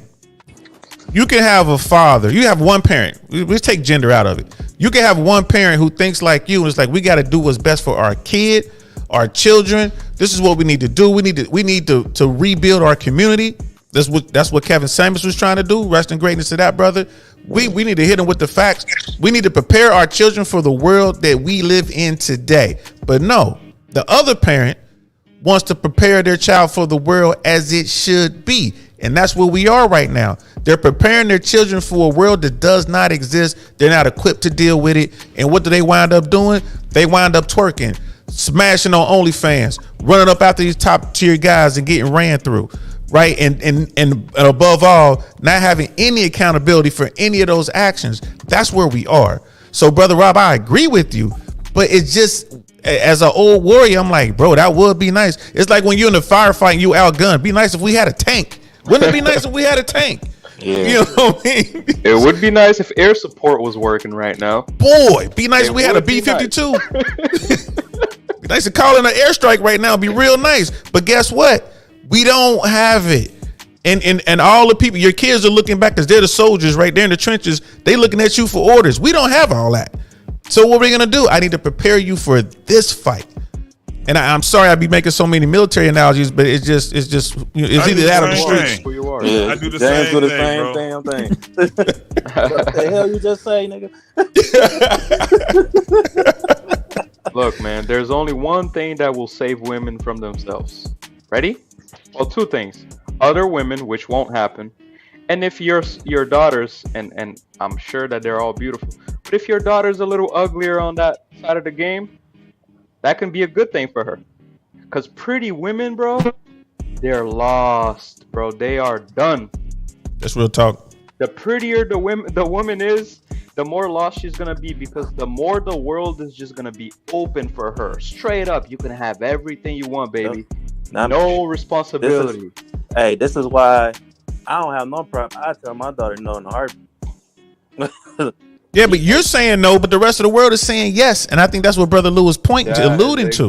But who's gonna what? See, this now I will argue this though, not argue, but debate this.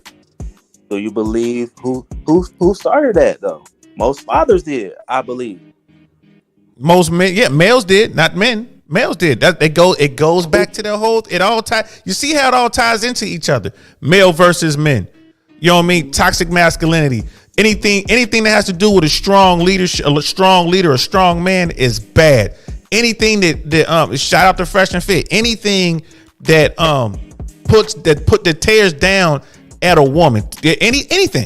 Anything at all. If you tell a woman what you did is bad, you try to hold a woman accountable, you try to say these things to try to make her better, you are bad, sir. We're gonna cancel you. We can't function in that environment and hope to be successful, bro. We can't. That's like me sending you to the Ukraine to fight the Ukrainians, and I'm giving you fucking a BB gun. You know what I mean? Like you will not be successful.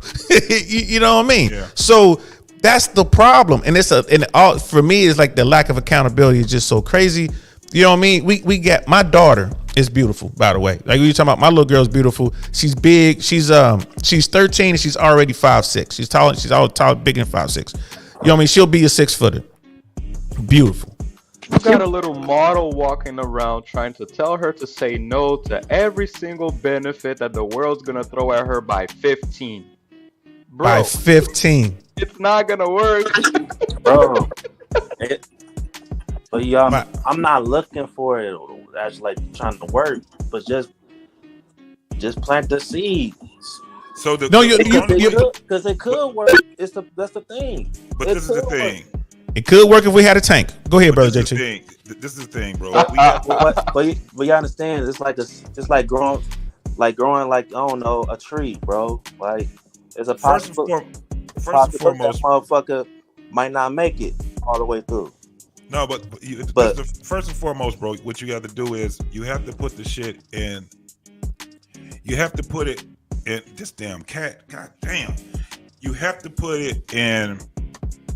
It has to be kind of like, how should I put it?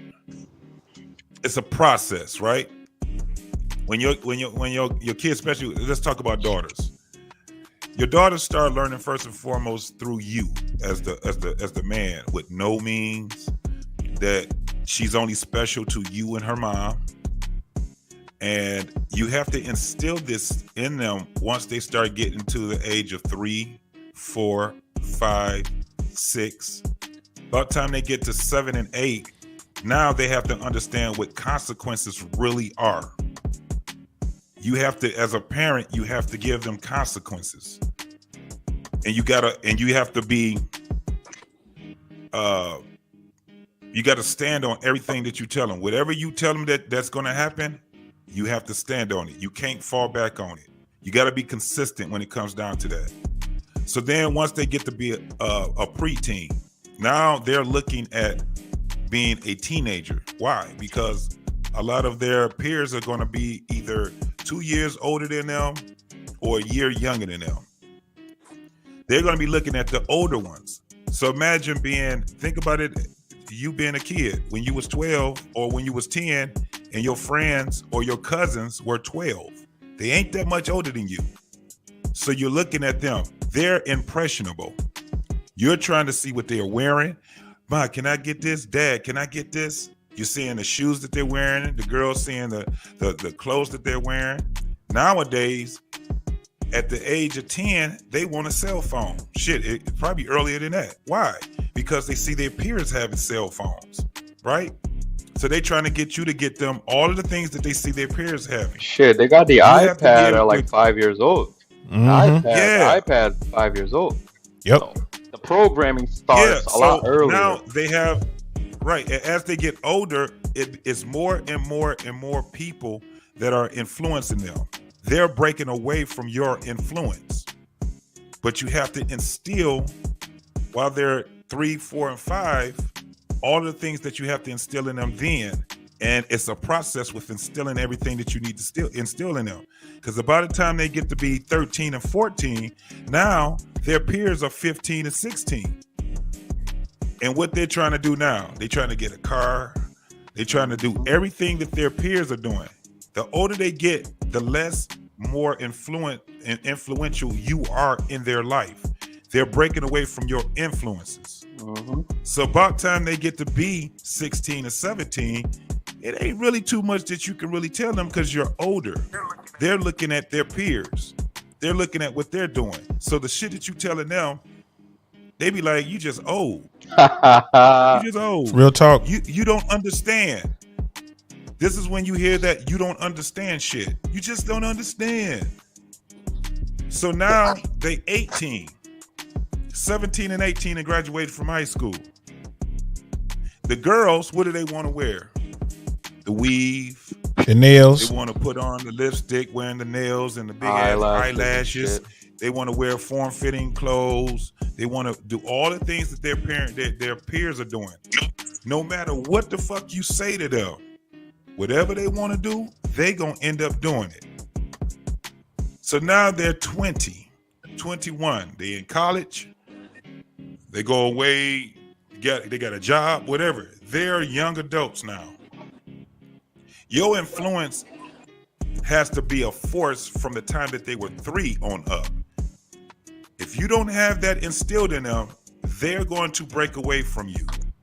Now, depending on what you instilled in them, is how strong that band is. Yes. So once they get about 25, this is when they come back to you, because they gonna break away from your ass and they gonna be making all kind of mistakes. Some of them will be more severe than others. But at some point, they're gonna come back to you and say, I'm listening now. Hopefully they don't have any babies by then. But that's, That's what I fingers was gonna crossed. say. That's where I was about to go with. Disease or babies and or death. We better hope none of those three happen. But that's real talk. I asked a question to a panel of people, and I've been doing it for about 3-4 years. And I say, what was it that you learned about sex? What was it that your parents taught you about sex? And what is it that you're teaching your kids about sex? Normally, when a person say what they learned about sex was don't get pregnant too early or some stupid ass shit, they don't have a lot to say. You ask them whether their parents tell them about sex, it's almost the same answer. Don't come up here with no babies. It's not a whole lot. And then the real question is, what was it that you told your kid about sex? And they pretty much don't know what to tell their kids about sex. Don't come up with no kids is basically what they say. Yeah. I've never had too many people that would come up and go in depth about what it is that they're teaching their kids about sex. It's just not. Yeah, the topic came up with my daughter a couple years ago in a chat room or something. And something came up that was sexual. And I had to have a talk. In a chat room where she was in? Yeah, well, it was a bunch of kids, but one of the kids, because you can't control these other children, what their parents are doing. Yeah. So something came up. And of course I went through her phone, make sure there was no pictures and nothing like that, and nothing was whatever. It was just talk. It was all verbal. And I had to talk to my daughter had to have a little sex talk way before I wanted to. You know what I mean? Like I'm talking to a 10-year-old about this. I didn't want to have this because it was real full blown shit. I didn't want to have this conversation, but I had to. Why? Because in her world, in her reality, this was the situation on the ground, and I would be remiss in my responsibility as a father not to prepare her. Unfortunately, you had to do it. Yeah, I had to do it. It was tough. I didn't want to have a conversation, but we had it. So what I did, instead of saying, I did say, don't have no baby. I tell you, have a baby, you gotta live with your mother. That's the first thing I said. You have a baby, you gotta live with your mother. First thing I told you, you can't live here. And then I'm like, if you old enough to make a baby, you old enough to take care of that baby. And I don't care. And so we had that talk. But then I started talking to her about STDs. And I made her, understand, like, yeah, this is what it is. I would read stuff. I didn't show her anything. I didn't want to be graphic because she's still a child, like a little kid back then. But you get sick and it never goes away. You have to talk to her like a kid. You get a sore and it never goes away. And she understood that. Like, remember you scraped your leg and we put the medicine on it and it went away? Like, yeah, you scrape your leg and never go away. That's what when you have like the grown up, what did I put it? I like the grown up thing. When the grown ups do that thing, this could happen. And I tell you what, it was effective. But boy, I didn't want to have that conversation. It's just the world we live. Again, it's the situation on the ground. I could not just sit there and wish that the world was the way I envisioned it. No, I'm like, damn, these little kids up here talking about, smashing. They're having a talk, man. They little kids.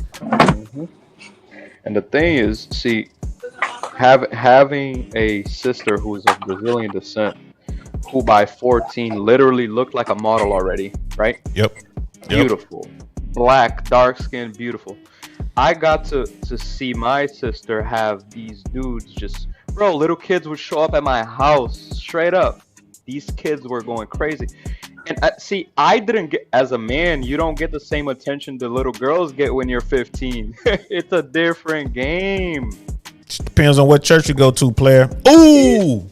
Okay. All right, y'all out here. Yeah. Okay.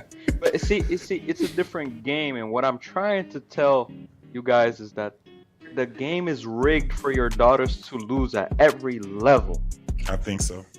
I have to agree with that. As soon as they're born, here's a label. Boom.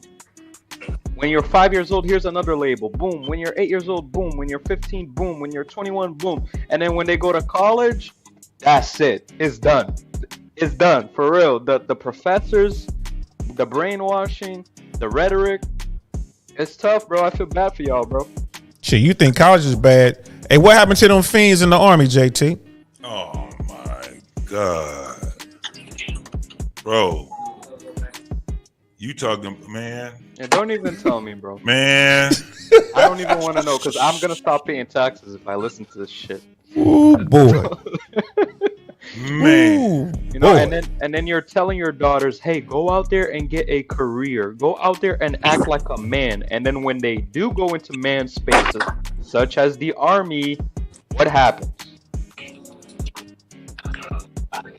Bro, I mean, I was at Bragg most of my time. I was at Bragg. You know, you want to talk? People say, "Well, no more alpha males." They down there.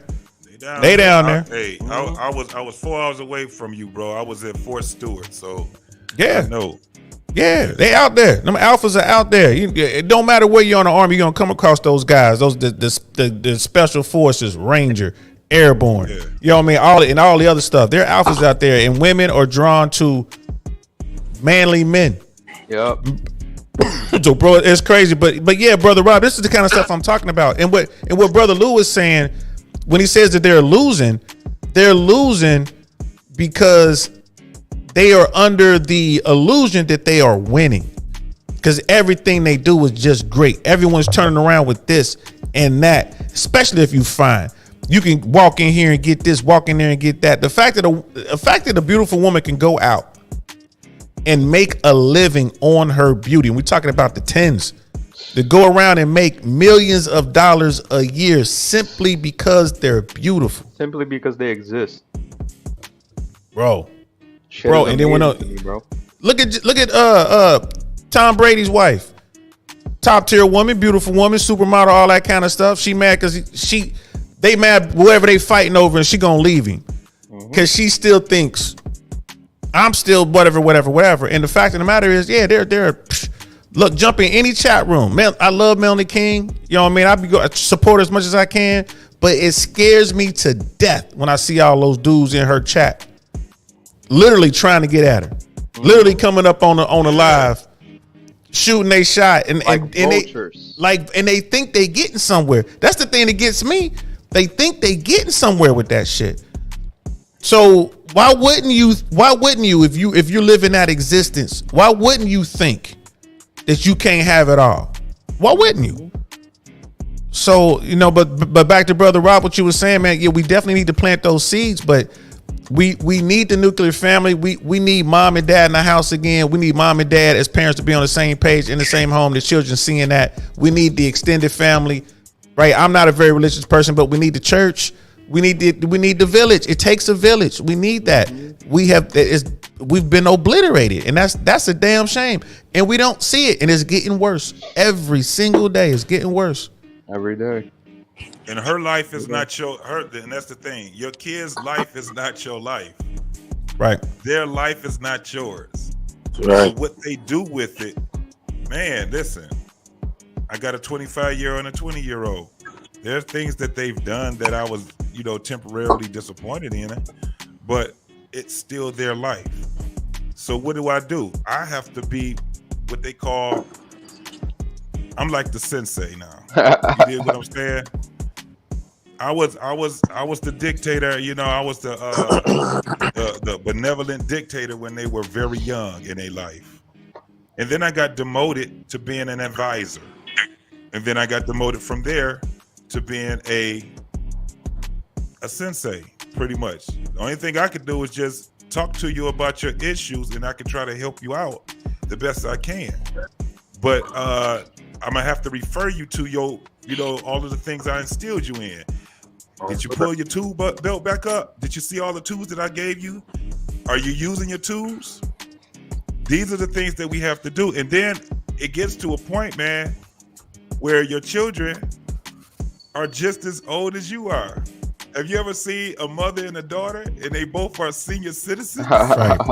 On a cruise? On a cruise. You think they sisters. You ever see a man that's 60 years old and his son is 40? We ain't that much. As we get older, and God willing, we get a chance to live until we're in our 80s, 90s, and 100s. You will see it's crazy as we get older how small that margin is.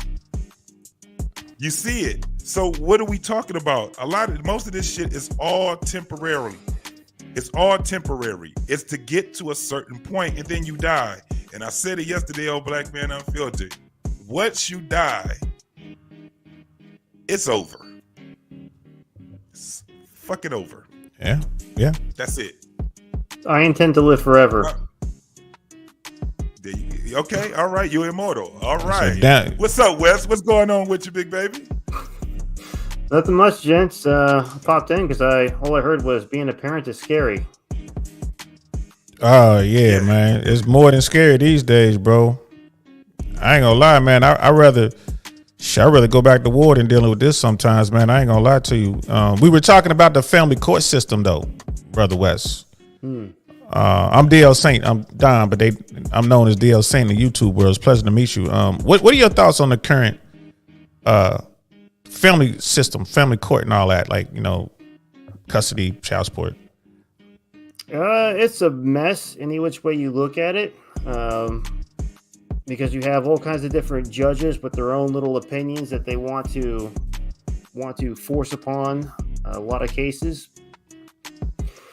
And it's definitely hard for guys. I went through divorce and I got my kids out of it.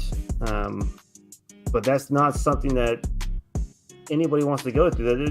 Most men go into understanding that it's skewed in the favor of women. And I did this in California, and I've known guys that there's some states that as soon as any party files for divorce, the man loses all rights to his kids, like automatically.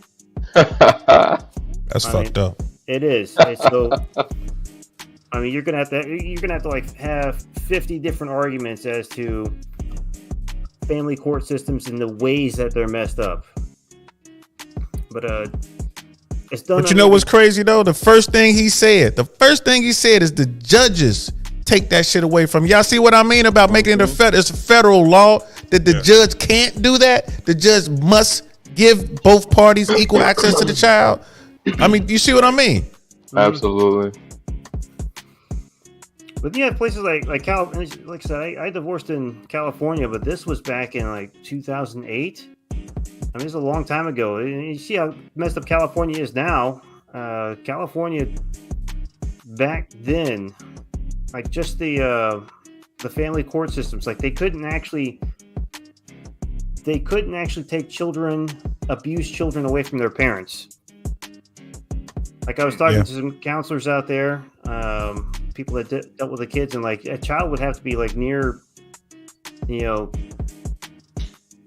likely to die within the next 5 minutes or something in order for the authorities to actually take the child out and put the child with a foster family. Well, in Southern California, this must have been I moved a couple years ago. This was about 5 or 6 years ago. CPS was in a home of a child that they feared was being abused, left the child in the home, and that child wound up getting murdered, I don't know, sometime later, maybe a few months later or whatever, in the most brutal way. Mm-hmm. And that was, Southern California. And they went after, again, no accountability, right? They went after the overworked social worker. Why ain't you doing anything about it? I filed the papers. I tried to get the child out the home, but I couldn't, or whatever the case was. And they would, last time I heard about that case, they were trying to charge that social worker. I want to say that social worker did get charged and convicted for something. I forget what the case was exactly. Some gross negligence or something like that. Criminal negligence or something like that. Yeah, but the thing is, I actually kind of feel for some of the workers because they probably do everything they're supposed to do, and it's their leadership that just says, "Look, it's Friday, it's freaking time to go. I'm not doing this right now." I mean, it's the same attitude that you get at most other workplaces, but that's a typical government attitude. So CPS was actually helpful to me because I had a good agent that actually wrote down, "Yeah, this bitch is crazy." But I know plenty of other people that they did not have great relationships. And this is what happens in the breakdown of the family unit, the breakdown of social structures. Like we used to have the town church where everybody gathered, and that was how people took care of each other. Shout out to the church. Yeah, and surprisingly, I'm agnostic. But in the breakdown of that, we try to replace it with government. You have people like on the far left. The people on the far left believe that government is God, and that's how they treat it. Yo, Wes, I like you. I And they do. believe legislations. Like, look at how stupid California is. And let's not. I don't want to go too far away from the family conversation, but they're trying to legislate auto dealerships and manufacturers to only sell hybrids and battery EVs. vehicles, and only do that in 2035. You can't legislate that. You're not God. You can't force that to happen.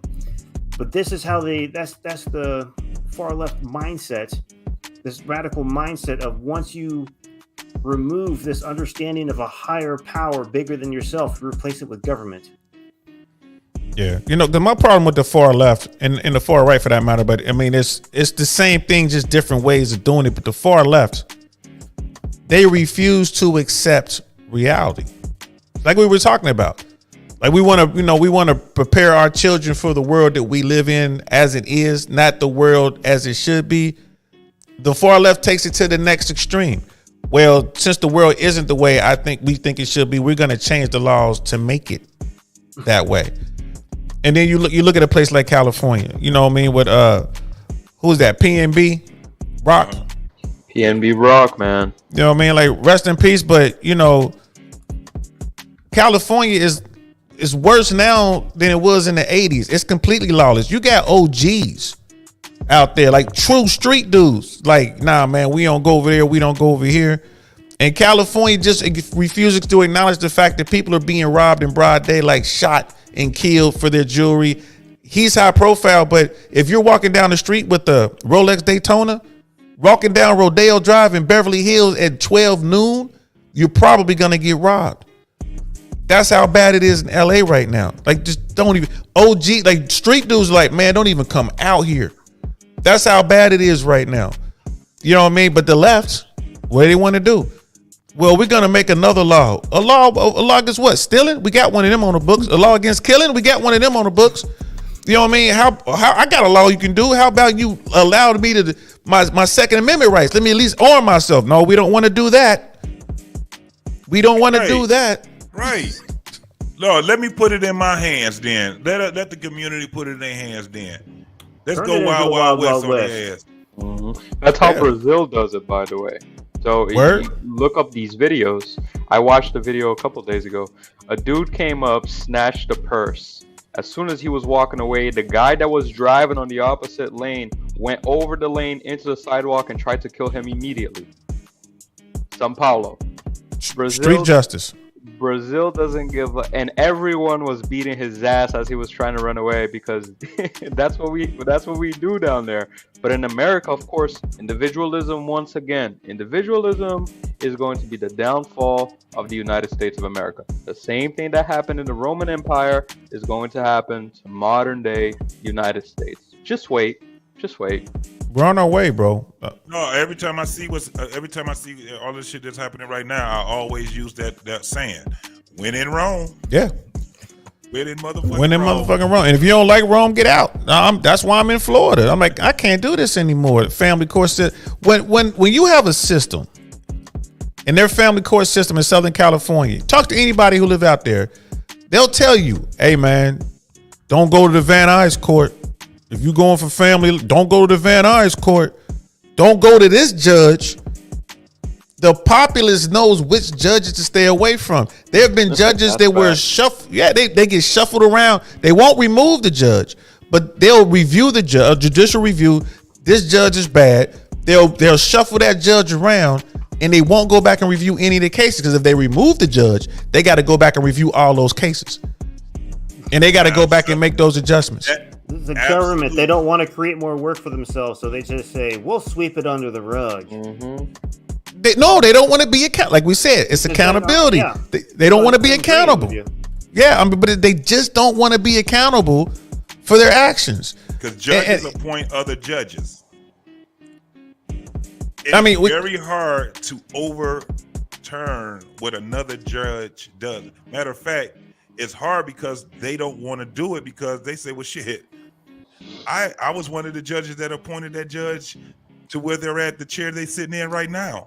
Right. So if I do that, then that's going to look bad on my whole office right Yeah, now. there's all these internal politics with all of these different organizations. The cops, the firefighters, the judges, president, vice president, so on and so forth.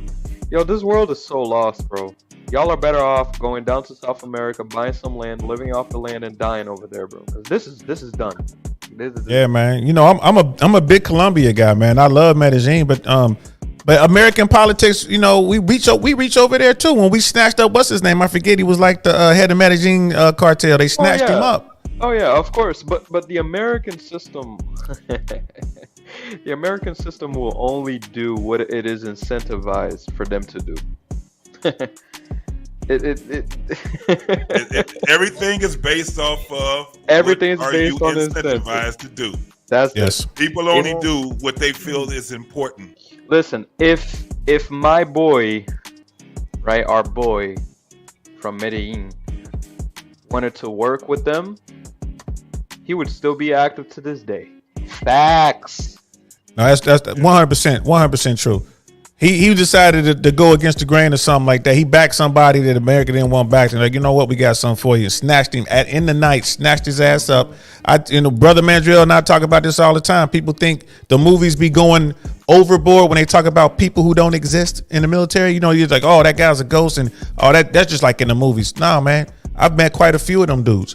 There are dudes that don't exist, and you're like walking around Fort Bragg in uniforms. And this was back in the 90s. Early 90s. I remember I was standing outside of the statue they call Iron Mike's, like the Green Berets, statue. There's some sort of parade or something going on. We out there, as a general, a friend of mine was telling me about this. A bunch of generals standing out there, bunch of high ranking NCOs. This guy walks up with a beard. This was before Desert Storm and all that. Yeah, this was before, the world we live in now where everybody has a beard. Back then, no one really had a beard in Garrison. No one had a beard. This guy walks up with a beard, had a uniform on, only marking on there said US Army on the shirt. That's it. No name tag, no nothing. All the generals got nervous when this guy walked up. They all knew who he was and they all got nervous. And I talked to my boy, like, well, who's that guy? He was like, that's one of those dudes, man. One of them ultra dudes, man. That's a ghost. That's the black suits. That's a ghost. That's the untagged individuals that don't even have a fucking social security number. That's what that is. That's a ghost. That's a ghost. And those guys will come see your ass anywhere on planet Earth. You know what I mean? And I tell folks that shit all the time. You know, like what's going on with Trump. Like, like Brother West, I'm all over the place, man. Like people were like, oh, I'll say some stuff that's far right, or like the far right likes, and then stuff that the left likes. I'm just a realist, man. I'm right there. Like I call strikes and balls.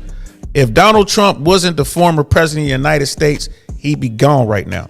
Facts. He'd be gone. There'd have been a note hanging on his door said, "Gone to Tahoe." You would never see that man again. One of those ghosts would have came to see him because those papers he took, that's the real fucking deal. And like in the military, bro, and I've been around that. Those top secret documents, man, that above top secret shit, they don't play with that shit, bro. Classified. They do not play with that shit. Dangerous word right there, bro. That's why when you hear people and they be reading those court papers and they'll be reading, then they say that's classified. That's why our boy had means to. We cannot say what the fuck this has something to do with. That's why our boy had to be exiled. What's his name? Don't say his name out loud because everyone. Oh yeah, what's his face? Yeah. But who leaked all that shit? Yeah, leaked all that shit. Our boy had to be exiled because he knew. He knew. And if you don't think that Russia knows what they're doing when it comes to giving him asylum, you're an idiot. Yeah, and I mean, there are lines out there. People like the 1% play their games. You know what I mean? It is what it is. Like shout out to Andrew Tate. Like people again, that's another one. People talking about Andrew Tate got canceled for misogyny and all that bullshit, right? Come on, man. He ain't said shit that we ain't heard 1,000,001 times. Right. Now, why did they stop him? These young males are listening to him, and he's talking about the 1% that have yachts and have nots. That's why, in my opinion, he got canceled. He's putting people on game. When he talked about the fact that the people that own private jets were not affected by the restrictions due to the demonic virus, That's when they got his ass. Like, oh, you're revealing the truth. Oh, You know, we have that. you know But what's my crazy thing is though? this, but did they really get him? Because let me tell you, he don't rely on YouTube. No, I'm saying and they got him IG. by trying to delete him. But it's just the Oh, government- yeah. Governments are stupid, right? Not trying to delete, trying to silence them. The governments are stupid because the same thing that happened to Jesus, my friends. This has already been written for thousands of years. When you try to silence someone, it gets worse. Yep. These He's more famous. He's more famous now than ever. Yeah. Jordan A lot of people didn't know Jordan him. Peterson, the same thing. How are you gonna tell me you want to silence and cancel Jordan Peterson, one of the most peaceful humans that has ever walked the earth? He starts crying for no reason. Yeah. And you know what's crazy?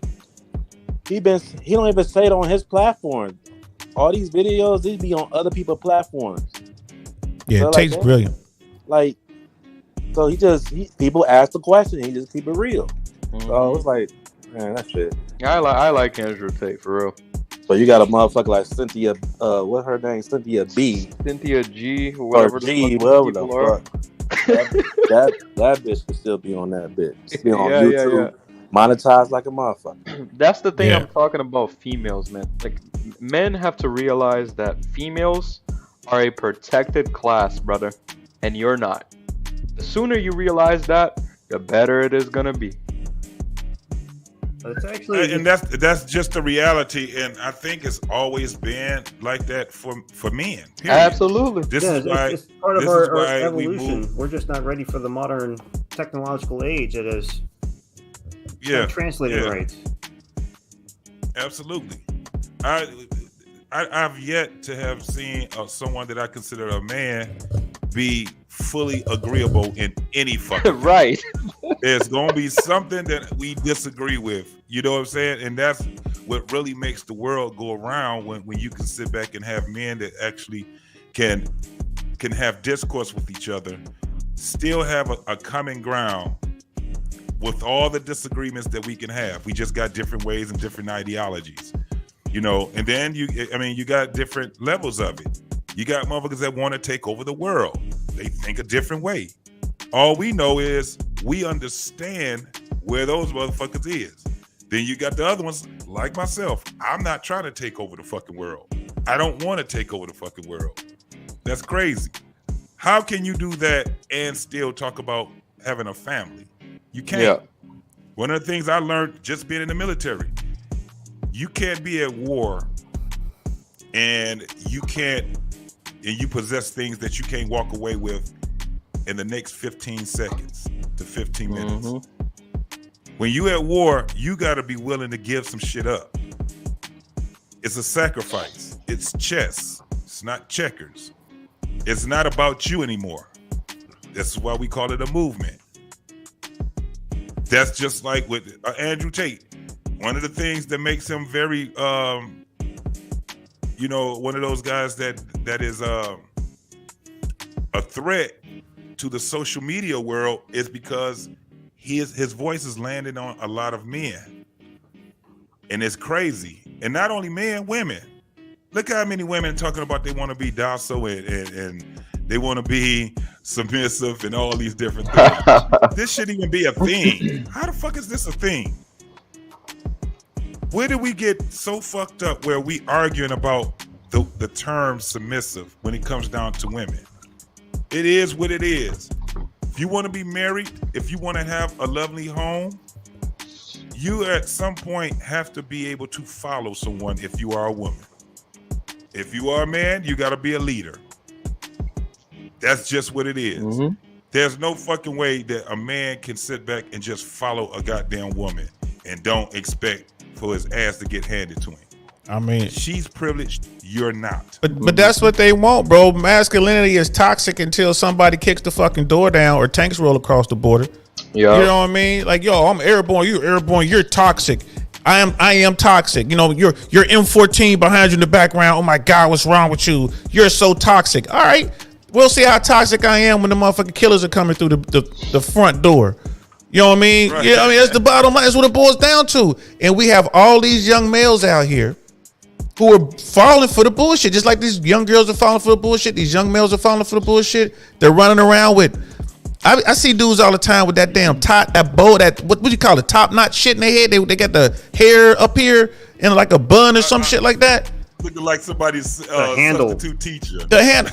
I said, look, man, I saw this one dude who was kicking it with us, man. He was one of the homies, homie. You know what I mean? Dude, came up or whatever. I'm like, bro, you can't wear no fucking top knot unless you got a goddamn samurai sword in your belt, bro. Real talk, bro. Take that out, man. Take that out. You know what I mean? Like, but they falling for this shit. Why? Because this is how they getting chicks. For men, it all boils down to getting sexual access. Yes. Yeah. They're getting chicks by looking like lesbians. Yes. And they will do it. Absolutely. Yes. And they will fucking do it all day, every day. If they gonna get some Foxy Brown, they'll put on a fucking skirt, makeup. They don't care. Paint their nails black. They don't give a shit because they just trying to get sex.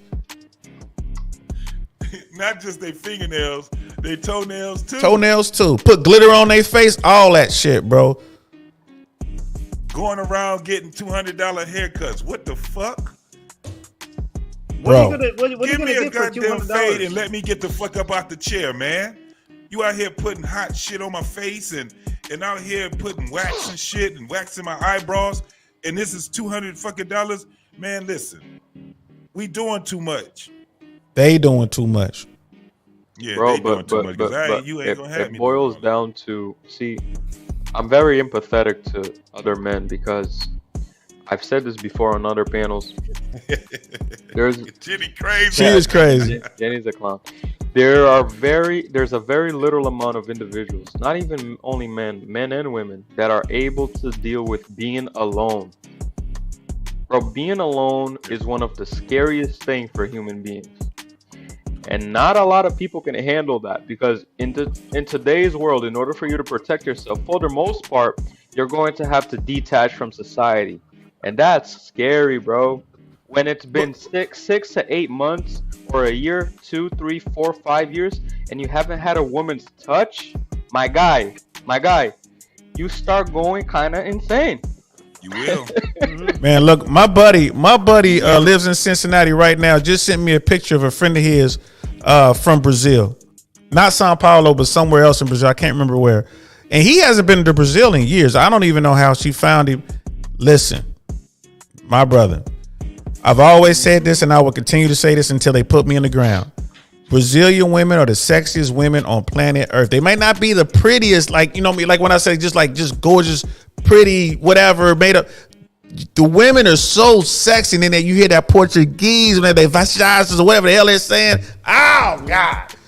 Yo, I seen the picture of this woman, no upgrades, all her, no makeup on. Only thing I saw on her was a tan from the bikini that she had on. Yeah. Man, look. Man, if it wasn't so dangerous, bro, I'd be down there, man. But I'm sorry, man. You might not make it. You might not make it in a weekend in Brazil. Yeah, you gotta act like you're homeless out there. Otherwise, it's not gonna go well for you. But it's not gonna go well. Yeah, man.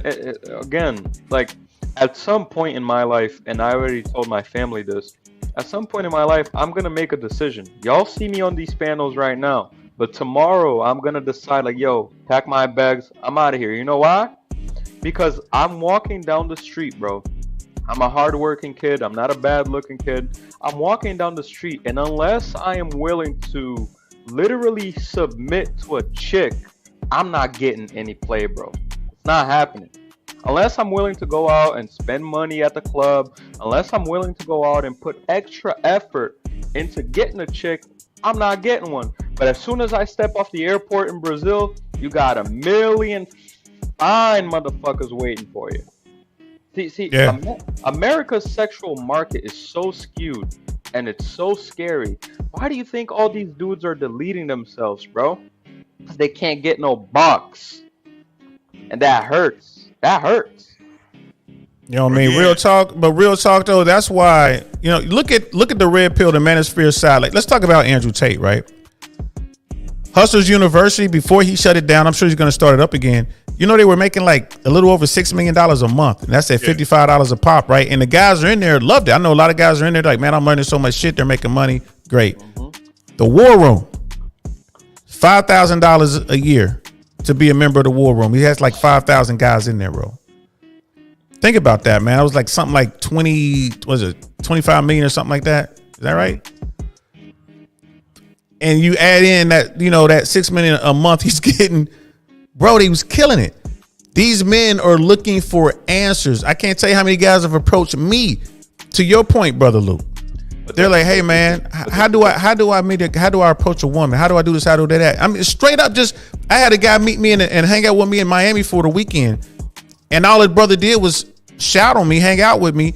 And I'm sitting there coaching him up on how to talk to chicks. Like, go over there, making him do shit. Go over there and talk to her, man. What should I say? I don't know. Figure out something. Get over there. I'm doing it. I'm military. That's all I know. I only know one way to do it. Get your ass up and go over there. Then you'll come back and I'll, coach him up. Hey, man, first of all, you got to make eye contact, bro. You walking over there. You looking like you got the tail between your legs. Can't do that. You got to go over there. Like, you hold your head up, shoulders square.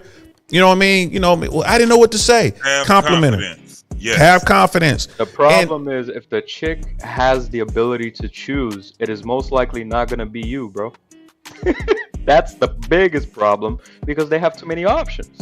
So that's why you have to go with the abundance mindset. Right. The whole thing is that what you're trying to do is you're trying to get in the door. If she won't let you in the door, you have to be direct. When you're not direct with women, man, let me tell you something. They can see right past that. They can see right through you. It is very awkward. That's why we have to learn when we're young how to approach women. Once you got that locked down, because we all got a different way on how we approach them. But one thing that we can all agree on, confidence is the number one. Oh, thing. yeah, absolutely. You're gonna be an option to her until you go out and like you said, Lou, a lot of times, a lot of these girls, if you're not willing to, do what they want you to do, it's gonna be no for most of the time. However, it's like that abundance mindset. It's like being a salesman, right? But once you got in, what do you do then? Right. See, it's one thing on getting them. It's another thing on how to keep their attention, right? Until they get to the point where they actually like you. All it has to be is that she like you. One of the things that you were just saying, that's why I said, when you talking about these young folks, man, these girls, they don't even know how to even approach guys. One of the things I love on Fresh and Fit is how they prove that women are very, very unaware of what men have to go through. When they role play, that's hilarious. When they do the role play. And that's what I'm saying, bro. You got to work 70 hours a week. You got to pay taxes. You got to do well by your community. You got to become a 1%er. You got to do all this shit just to get some bucks. Yes, bro. That's just how it works, man. And like, No. I understand how it works, but in Brazil, like, we look at it as insanity because we know, hear my words, we know what happens when society becomes that way. When women don't give regular men some bucks, it gets violent, bro. Right. And I would say this and I hear where you're coming from, bro. I really do hear where you're coming from. And here's the thing. You are fortunate enough to where you are in another country. You're in Brazil, or you could be in Colombia, or you could be in the Philippines, you could be in Thailand, right? Here in America, it's like, damn, you really got to work to get it. You know what I mean? I remember the first time I went to Colombia, first time I was in Medellin, bro. I'm in there trying to, we were in the mall, Rodeo, was it? You're trying to repel them. You're trying to repel. Bro. It's too much. And not me, because we built differently. I can't turn it off. No, I'm saying, like, if you don't watch out, it's so much that if you don't watch out, you might get in trouble. You gotta organize it. That's how much it is.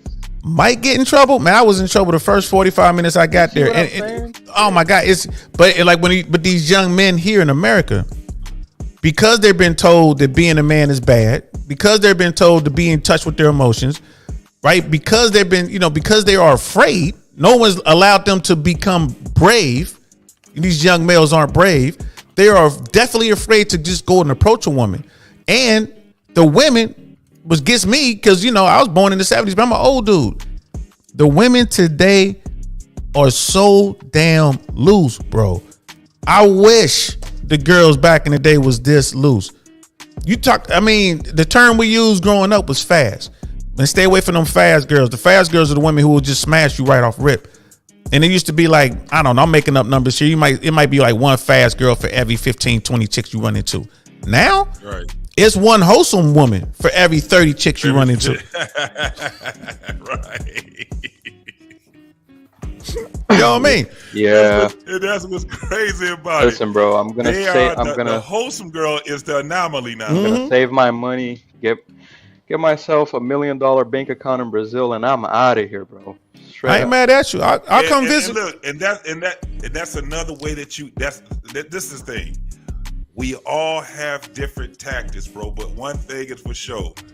It is beautiful to have a woman on your goddamn side when she can be the light. Yes. Not the darkness. It's terrible when she's the darkness. Oh, yeah. And right now, there's not a lot of women that actually know how to be the light.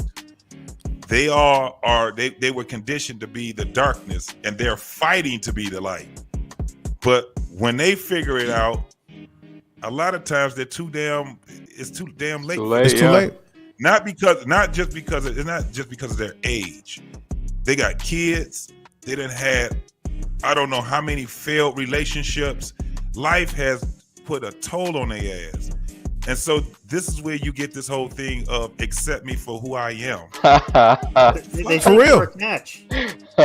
For real, they do. They don't think they know they're a catch. You can't tell them otherwise. It's like throwing a hot dog down the hallway. It's just so. But here's the thing, though. Figured it out yet? They have, and they won't figure it out. And the thing is this, and brother JT might back me up on this. Today's woman, especially like for a woman, if I'm trying to talk to a woman who's in her 30s, today's woman is akin to that guy who's been on the line too long. They got the stare, bro, and they ain't never coming back. They got the 1,000-yard stare. They're fucked up. Right? They got to sit around and deal with all the trauma that they done put themselves through. They purposely put them through. And then they come, it's like it's a real shame when you go to the strip clubs and the women are higher quality when it comes to like dating long term than the chick that you meet at church. Bro, I'm telling you. You can find a quality woman in a strip club At the way strip faster club. than in church. You will have a whole conversation with a stripper, and she's investing in stocks. She knows Warren Buffett, and then you go to church. The chick is getting ran through by I don't know who. All the pastors and deacons. Yo, Yeah. it's crazy. It's crazy. That is so funny. That's the sign of our society. That's where we are right now, man. It's fucking sad. Some Sodom and Gomorrah shit.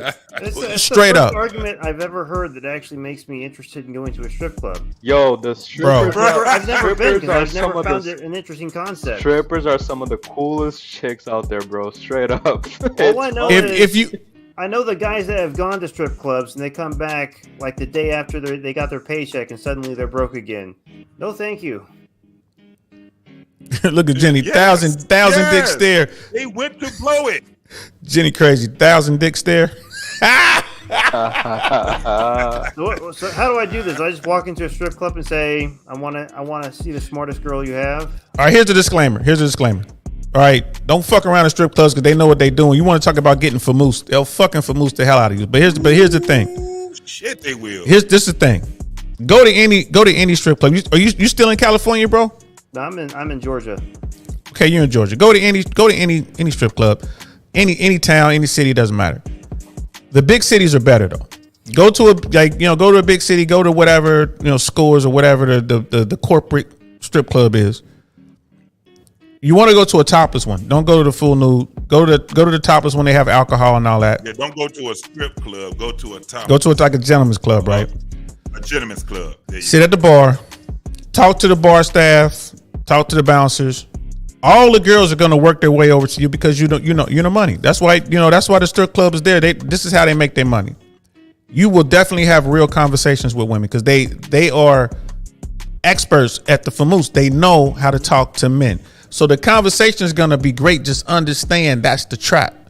You ain't trying to bring one out of there. It's just that's the trap. But the conversation will be the realest conversation you've ever had with an American woman in your life. Guarantee it. It's more Way better than psychological. going to a bar. Because there's nothing hidden at the strip club. We all know why we go there, including the women. So it's like why would they hide? I mean, they're nude for God's sake. So You are the check, my dudes. They're there to take money to rub their butt on you. You are the check. There's nothing else to hide, my friends. Nothing else to hide. Do it like Fresh. Don't give like Myron and Fresh say this, and you know that if you're going in there, don't give up any money, right? If the way I do it, there's a place called Scores here in Tampa. They have the best steak, one of the best steaks in Tampa, right? If people are like, oh my God, you go to a strip club to get food, it's gourmet level. I'm very bougie when it comes to this type shit. It's the best steak I ever had in Tampa. It's perfect. I go in there, I sit at the bar, I eat. All the women come around. It's only 2 girls that I talk to. Why? Because they know how to hold conversations. They're very feminine, right? They go in there, they're very feminine. They're good. They'll get some money out of you if you ain't careful. I go in there, I eat my steak. They know it. Don't pay no money. Just have a good conversation. If it was a really good conversation, right as you walking out the door, maybe give her 10 or 20 bucks, whatever. Appreciate your time. You know what I mean? I'm out of here. But remember, you got to leave when you do it. Because if you give her $20 in her mind, it's like, he gave me 20, I can get 2,000. They gonna really unleash the famoose on your ass. So just be careful. But the conversation will be a great conversation, bro. You will never have a conversation like this with a regular woman walking around that you done met in the park or at church or the grocery store or anything like that. It's just no bullshit. She's in there, her ass is hanging out. You know what I mean? She's rubbing all on you. That's how she's gonna start. It's gonna be a real conversation. She'll sit down and just talk to you.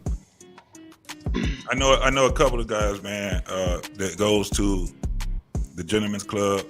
Strip clubs a lot different, man. The music is too goddamn loud. Everybody, the girls is out there, they hard up for money, you know, way more harder than the dudes, because it's probably about 30 strippers in some of these damn strip clubs. There's only 15 dudes so far. They waiting for, you know, prime time or shit like that.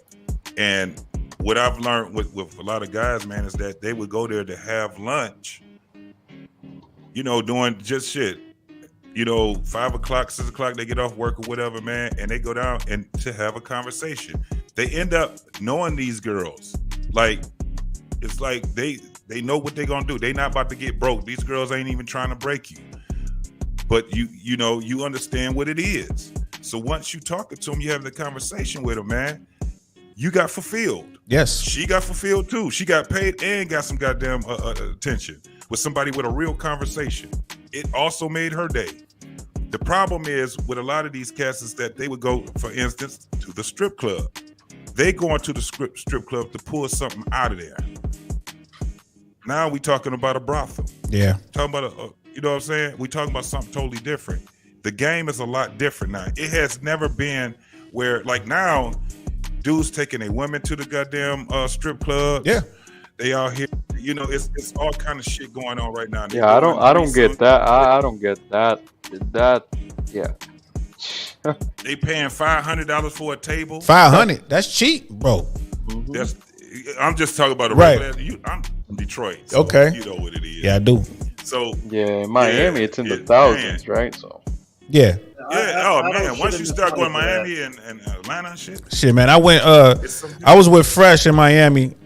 This was 500. It was that 500K party they had. And like I said, Fresh is a real cool cat, man. That's my dude. Shout out to him. He was about to take me back to the hotel. He got the car full. He's in his truck.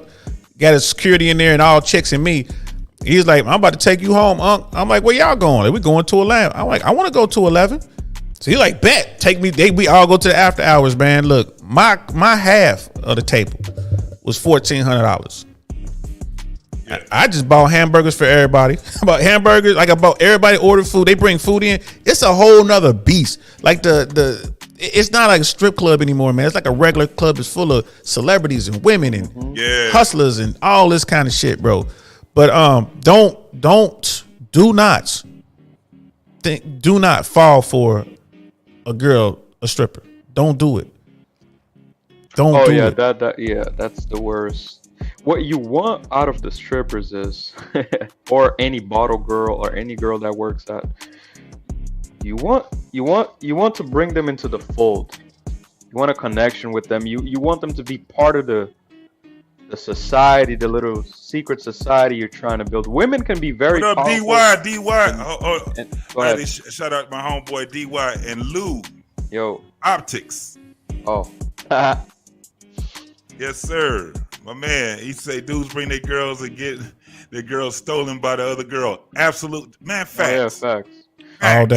All day. But yeah, And women can be very powerful, and you want to bring them into the fold. I'm not gonna lie, I have been saved by women before at the club. See, I had this one chick, and she used to be our bottle girl, and she used to get tipped well. Dudes be trying to fight with us. She was like, "Nah, you're not messing with my money. Go away." And who's gonna hit a chick? Right. Well, depends on what city you in. Right. So I'm in Massachusetts, so they're not gonna do that over here. Right. But saved by the bottle girl, right? Because everyone knew their job.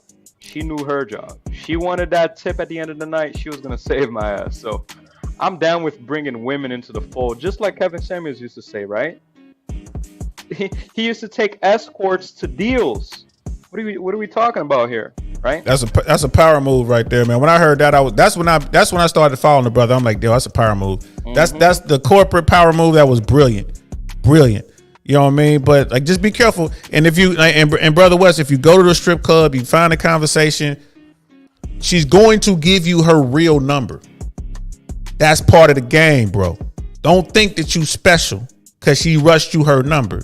Facts. That's part of the game. Like I said, man, Fresh says don't give them no money. Like Fresh, it's sales. Yeah, Fresh goes to the strip clubs, he networks and all that, and he said it on the platform. Man, I don't get no strippers no money. He's not lying. I can verify that, bro. I've been in there watching him network. Hell, I gave him 100 in singles. Like, here, bro. He took that 100 and gave it to the chicks that was with us. He gave it to them. He was like, bro, you know I don't be giving nobody no money. So that dude, he lives by his own tenets. Now, I don't mind giving up a little money if the conversation is good. But I ain't trying to be in love, and I ain't trying to pay for the ass. You know what I'm saying? If I'm going to pay for the ass, I'll just get a pro. Why waste my time in the strip club if that's what I want to do? And if I'm really going to do that, I just get my ass on the plane and be in Medellin in 4 hours, 5 hours. Yeah. And it's all good. I ain't got to spend money on shit. You know what I mean? And get dimes. But just be careful, bro. If she rush you her number, you ain't special, my dude. That's part of the famoose. You never are. You're just a utility. Facts. Facts. It's a hustle. It's a damn hustle. And dog, I would love to be able to just imagine what it must feel like to be part of the upper echelon. Just imagine. What do you mean? What do you mean upper echelon? What do you mean? Break that down for me. Sometimes I think about, and I may never achieve this level, right? But sometimes think about how much power these people hold. Your Elon Musks, your Jeff Bezos, your high-level senators, and your, like you said before in the military, your untagged, unsocial security. Secret society. Like, sometimes I wonder what it must feel like to be part of, because then you really understand the matrix, like Andrew Tate was talking about, right? Because you can only understand the matrix if you live outside of the matrix. If you live inside of the matrix, you have no idea what's going on until they reveal it to you. Right. But Brother Lou, I would argue if you already know what that's like. Because you're down in Brazil. Like you take your bonus check, take your bonus check and go to the Philippines. Yeah. You want to know what it feels like to be Elon Musk for the weekend. No, absolutely. You know what I mean? Like the dollar, what's the conversion rate right now? I think the dollar in Colombian pesos is fucking, I think like $100 is like 400 and something thousand pesos. Yeah, $1 is 6 reais and 1 real is, I think, 200 pesos. So the dollar is a lot more than that. But yeah, that's what I tell my dad all the time as well, because he has a lot of rental properties in Brazil. I said, Dad, do you realize that if you're rich in Brazil, you're even richer in Colombia? And it's all relative, bro. And Tate said this. He said this a long time ago. There's not much difference between a guy who has, let's say, 500,000 liquid in the bank and a guy who has $20 million liquid in the bank. From the point of view of the female, there's not much difference between those two men. Because they got a hell of a lot more than her. Because it's just, here's the thing. Money ain't shit. And this is just me. These are Andrew Tate's words. These are not my words. Money is a qualifier. That woman simply wants the lifestyle, and she just wants the $3,000 meal. She just wants the nice vacation Jesus to Christ, you name the place. $3,000 meal? Where are we going? Shit, bro. If it's like it's dinner for 4, Mr. Childs, we drinking and desserts and all that, we'll get close to 3,000 on that. Nobu, every bit of 3,000 on that, depending on which Nobu you What in. about Komodo? And See, I don't know about all Komodo's that. not that bad. Kimono, about half that, and Komodo's not that Most bad. expensive spot I've been to is Fogo do Chão, and that's because that's the Brazilian spot. But Shit, bro, you need to rock out with me, man. Like I'm telling you, I told y'all I'm bougie as hell. Now here's the thing, it's not something, but the point being this: the guy who has $500,000 in the bank and the guy who has $20 million in the bank can do that. They can they can charter the boat for 4 hours. They can have the expensive meals. They can buy 2 or 3 bottles, right? So when you was like, you want to know what it feels like, it's the same thing as like we go to Medellin. I go to Medellin, to the most touristy tourist trap in Poblado. You're paying maybe $15 for a bottle of Patron Silver out of the most expensive tourist trap. I just would love to make it in America. Like I would love that. Like if I can make it in America, I would love that. I would be the very first person in my family to make it in America outside of my dad.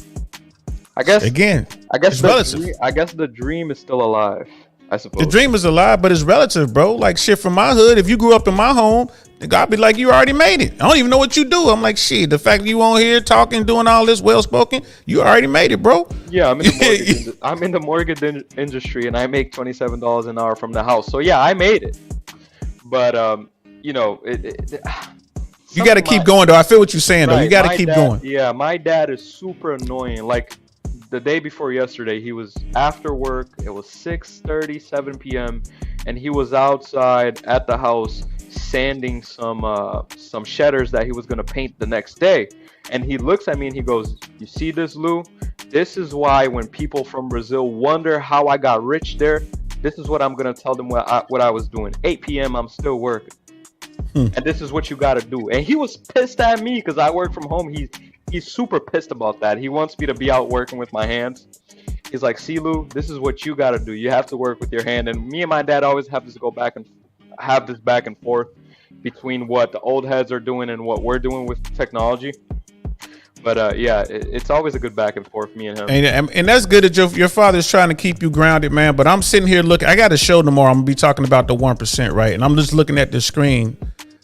And I don't know if you guys know this, but every minute Jeff Bezos earns about $150,000 through his Amazon revenue. Yeah.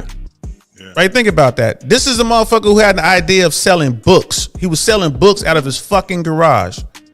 Yeah. Right? Wow. Now he's making $150,000, bro, every fucking minute. Man, that because the man was selling books out of his fucking garage, bro. Think about that. Not fucking 20 years ago. Now he's the richest man on planet Earth. That's the type of shit that makes me want to keep a tycoon. Tycoon. Yo, he bought this property in Washington, D.C. There's so many conspiracies about it. Just imagine the meetings that go in that place. Just imagine the parties and all that other shit. I find that shit so intriguing, man. The secrecy to me is what I find very intriguing. Yeah, I mean, it is what it is. Brother Lou is right with his comment right there, man. Definitely do that. That's shout out to you, bro. But my thing is this: I'm seeing how people making money like this, dude. Like I said, there's layers to this shit. I'm just trying to get my hands on 10 million liquid. That's it. This man right here, Jeff Bezos. I'm just trying to make $200K a year. That's it. Thank you. Shit, I got close to that. I mean, not asking too much. That's not asking too much, but it's a lot of work. Or 500,000 a year. Right. Yeah, the 1% ain't 500K. Right. That's 0.01%, brother. Now you're going in there. Yeah. Now you know 1%. You hit that. But the thing is this, bro. People getting it. That's one of the things I saw on the streets, man. If I see somebody getting it, like, man, I should be able to get it too. You know what I mean? I just got to put in that work. I ain't hating. I'm trying to figure out how they did it. You know what I mean? Selling books out of your fucking garage. Hey guys, Jesus. I need to get going. My man Wes. Later, brother, Wes. I appreciate you coming over here, man, and and blessing the chat, blessing the panel, brother. Don't be a stranger. Friday night we got the barbershop with Black Man Unfiltered. So we gonna be really getting it in, man. We're gonna be putting in that work. So if you get a chance, bro, just come on over that way, bro. Most definitely. And then Saturday, we're gonna be on my channel again, chopping it up big time. This is when you see, I just did this today. I just did a little pop-up. Didn't nobody really even understand what was going on.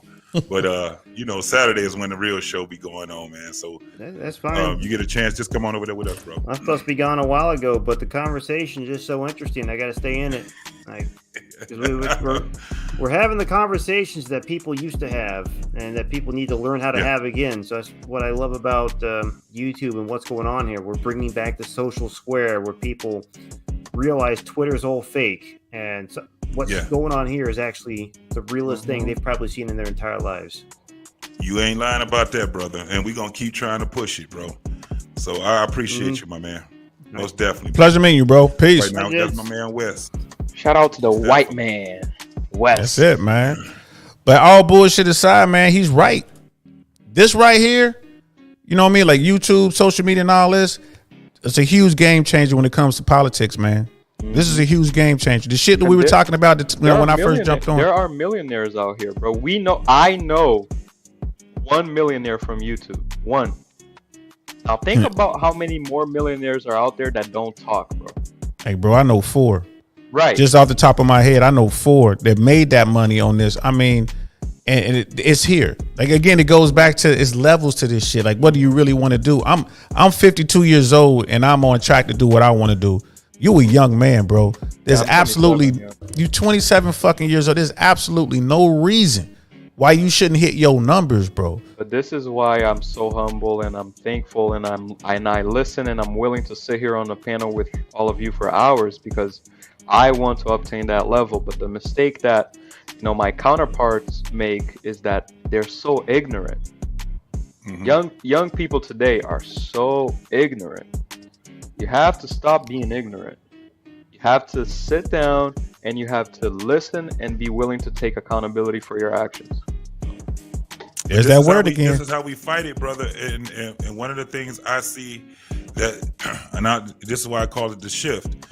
When you can start getting the older cats and the younger cats having real conversation, whether it's women and men, men and men, whatever.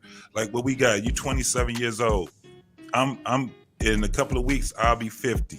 You own a motherfucking JT, goddamn. Yeah, man. Yeah, I'm there, bro. And you younger than me. I'm there. I'm right there. Yeah, with you younger brother. than me. Y'all over here talking shit. But this is what we have to do. And one of the things I got to give a shout out to Fresh and Fit, man. I love watching it to see these young brothers doing what they're doing. But man, in real time, they're actually showing we are not about to just be less than mediocre. Matter of fact, we shooting for the stars. And then they would come with showing, listen, this is what women are thinking. And they don't sit there and talk about it amongst themselves. They say, we're going to bring them into the studio and let you hear them speak with their own mouth. And not only are we going to get 2 and 3, we're going to have about 7, 8, 9.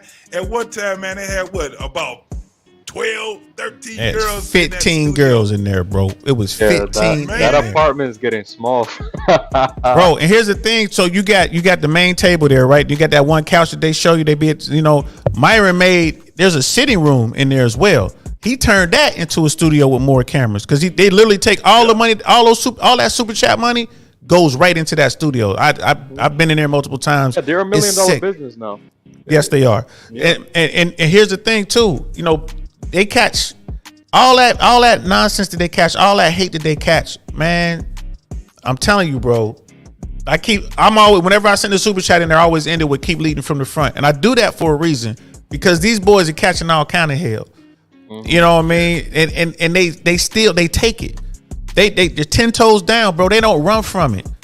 They take it. And you can't help but respect that. Now, have they said some shit that I was like, oh, yes. Right. You know what I mean? Yes. So that's everybody though, yeah.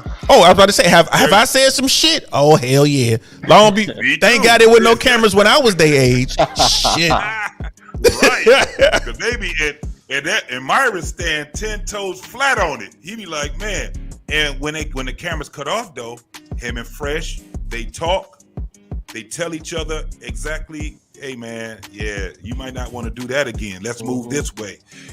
That's what when you want to see some real shit that's happening in real time, I gotta say to them young brothers, man, they show some shit, man. Myron sounds like a fucking workhorse, bro. Like he just, I don't know if that dude is sleeping, but he's not. He's up right now. That dude's driven, man. Like I said, like so. Here's the thing. Like when right before they hit 100,000, right? That's when I discovered them, their platform. And I'm watching, and I'm like, you know what? I'm gonna support these dudes. I didn't really know YouTube like that. I wasn't thinking about doing a platform, like being a YouTube content creator myself. But I was like, I think I want to support these young brothers, but I can't support somebody unless I meet them. I had to meet them, shake their hands, look them in the eye. So I went to their party. Organic was there. Whatever we did, whatever, it was cool. I met them dudes. Yeah, Mr. Organic was there. I saw the pictures on your IG. I was like, oh hell yeah. This Organic looks like a walking NFT. I love that guy. Hey man, that dude. You want to talk about realness?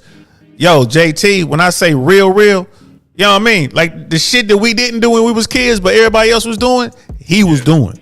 Yeah, real. He catches so much shit too. He catches a lot of shit, but I met those dudes, shook my hand, looked me in the eyes. I'm like, you know what? I rock with these dudes, and ever since then, I've been rocking with them. That's just the way I am. Like I'm one of these. I'm a catch up with y'all.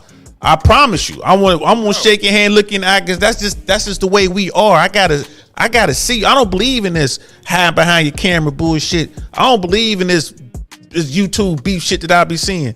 Say some flash shit to me, man. I might be sitting outside your door when you wake up in the morning. That's just the way we were brought up. And what you gonna say? Say that shit you was saying now? What was you for real? Like for real? Like yo, you know what I mean? But at the same time, I got to look at it too.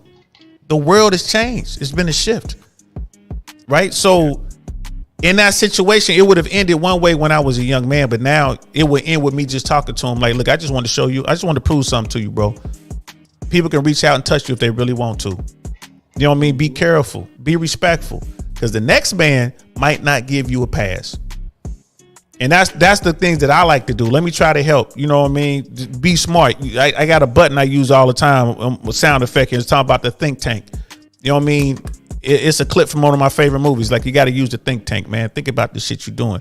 So I want to tell you this, and I probably got to go too. But when I was your age, Brother Lou, 27 years old. Yeah, I was right about that age. I just moved to LA. Just got on. I'm a retired air traffic controller, right? I did that for over 25 years. And I'm in LA making good money. People told me then to buy property. And I didn't understand that hustle. Mm-hmm. Of course you understand the hustle, you in the business, but I couldn't wrap my mind around legal ways to make money.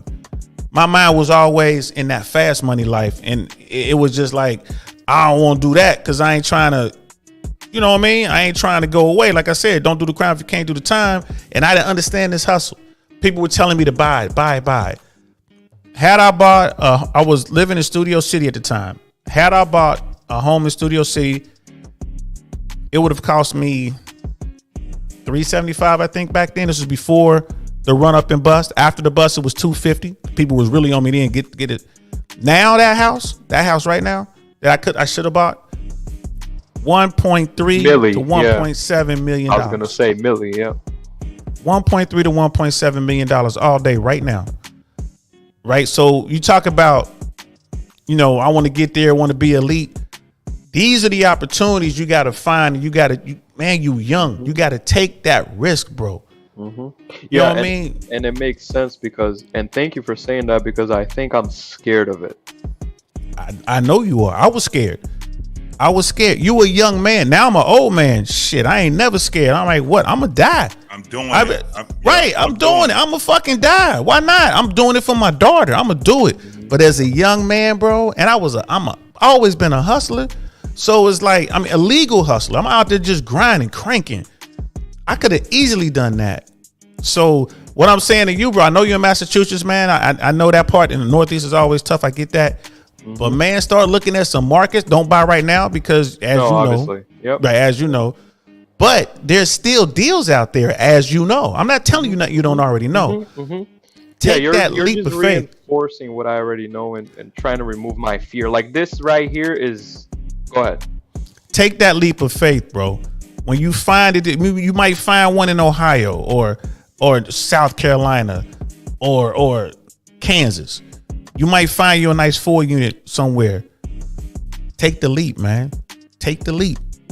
Right? So what? You lose what your FHA. Let's say you go traditional, you put up 20% or whatever. So what? You lose 25, 35. You know what I mean? 1,000.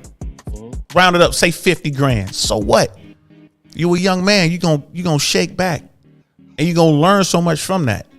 Don't be afraid to take the leap. You ain't getting any younger, my brother. Yes, sir. Yes, sir. I hear you. Big really shout do. out to my boy Big Ben. I gotta get you on the show on Sundays, man. My man right here, man. I'm telling you, I'm gonna get him on the show on a Sunday because he be out there. He talk that shit. Big fella over here. I call him Mr. Detroit now. I mean, man, he organic. He's also a fellow veteran. Also, That's what's up. I mean, it ain't his fault. He was a damn jarhead, but hey, He's a Marine, man. Yeah, I forgive him. They, like I say, they get to drink and they do that Marine talk, that R shit, whatever the fuck they be saying to each other. He all of that, and he a bruh. Shout out to him, man. I love Devil Dogs, bro. It's one thing you'll find in the combat environment, bro. It's two things you'll find in the combat environment: paratroopers and Marines. That's what I'll drink with a Marine. You know what I mean? All day, all day. Yes, sir. Yes, sir. But yo, thanks for having me on. Coming up on, man, I enjoyed the conversation, dog. I already knew you was thorough when you came on there and turned that mic on and started talking. Oh yeah, I got to get close, my man. We gotta talk that. Most definitely. Bro. We gotta talk that, Most man. definitely. For real, I appreciate it, man. You know what I mean. Thank you for your service, brother. You know what I mean. Thanks for towing the line. For your service also. Thanks for towing the line, brother Lou. You didn't serve, but fuck it. You know what I mean. You cool. You cool people. Don't be afraid to take that chance. Young fella close to Yeah. it. We gotta keep him. Let's train him up, man. Don't be afraid to take that leap, brother Lou. Don't be afraid to get that money, man. What they say in the street, brother JT? Scared money don't make none. It don't make none. Scared money don't make no money, man. No doubt. Yeah, no I'm doubt. trying to, Go ahead, man. I'm trying Tell to the take a people where they leap. can find you at, brother. Trying to take a leap into being a loan officer. So that's my next stage of my career. I passed my exam, so. Yeah, be a loan officer. That's cool, but take the leap into being a fucking entrepreneur, my brother. Oh yeah, but then you utilize the commission into buying a property, so on and so forth. So. Man, quit. Yes, sir. He's always being a fucking nerd, man. Got to get a step 1, step 2, step 3, man. Fuck that. Jump in. I'm paratrooping. We airborne, man. Open the fucking door. We jump out. Y'all just jump. That's how we see that. When you see that ground coming up fast, I'm trying to tell you. You gonna fix it. What you gonna do? You gonna fix it. Guess what? You got the rest of your life to figure it out. That's how we were trained. You got a problem when you jump? Oh, you got the rest of your life to figure it out there, airborne. You know what I mean? So all I'm saying is don't be afraid.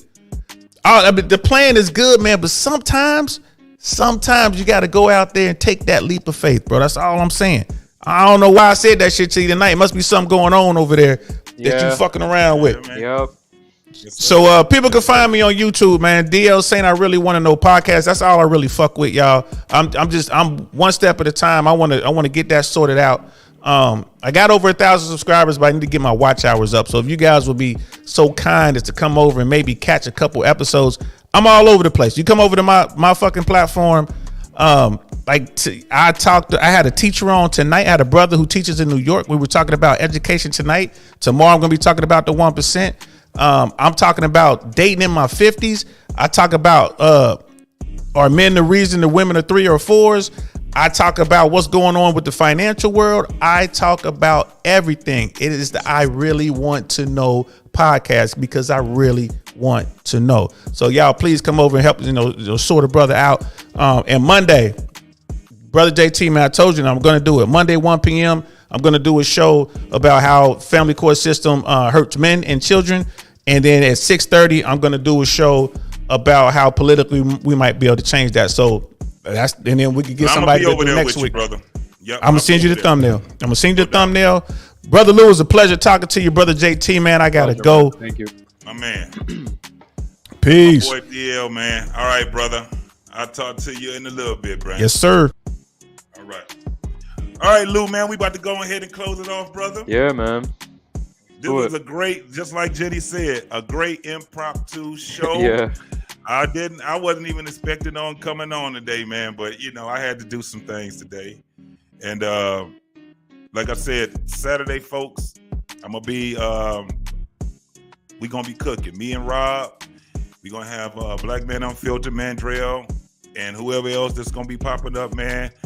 Lou, make sure you come over there, man. I love that you support pretty much everybody in the circle, brother.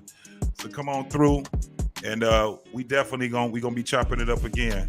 So as a matter of fact, we're gonna actually be talking about the system again. It's gonna be probably a part 2 to Black Men Unfiltered, because that's at the barbershop. That's what they're gonna be talking about, is the system. But we're gonna keep this conversation going. We're gonna keep coming up with more and more ideals on how we can start getting this word out, man, so we can start getting women and men not only to fight against the system, but to actually get closer and closer to one another.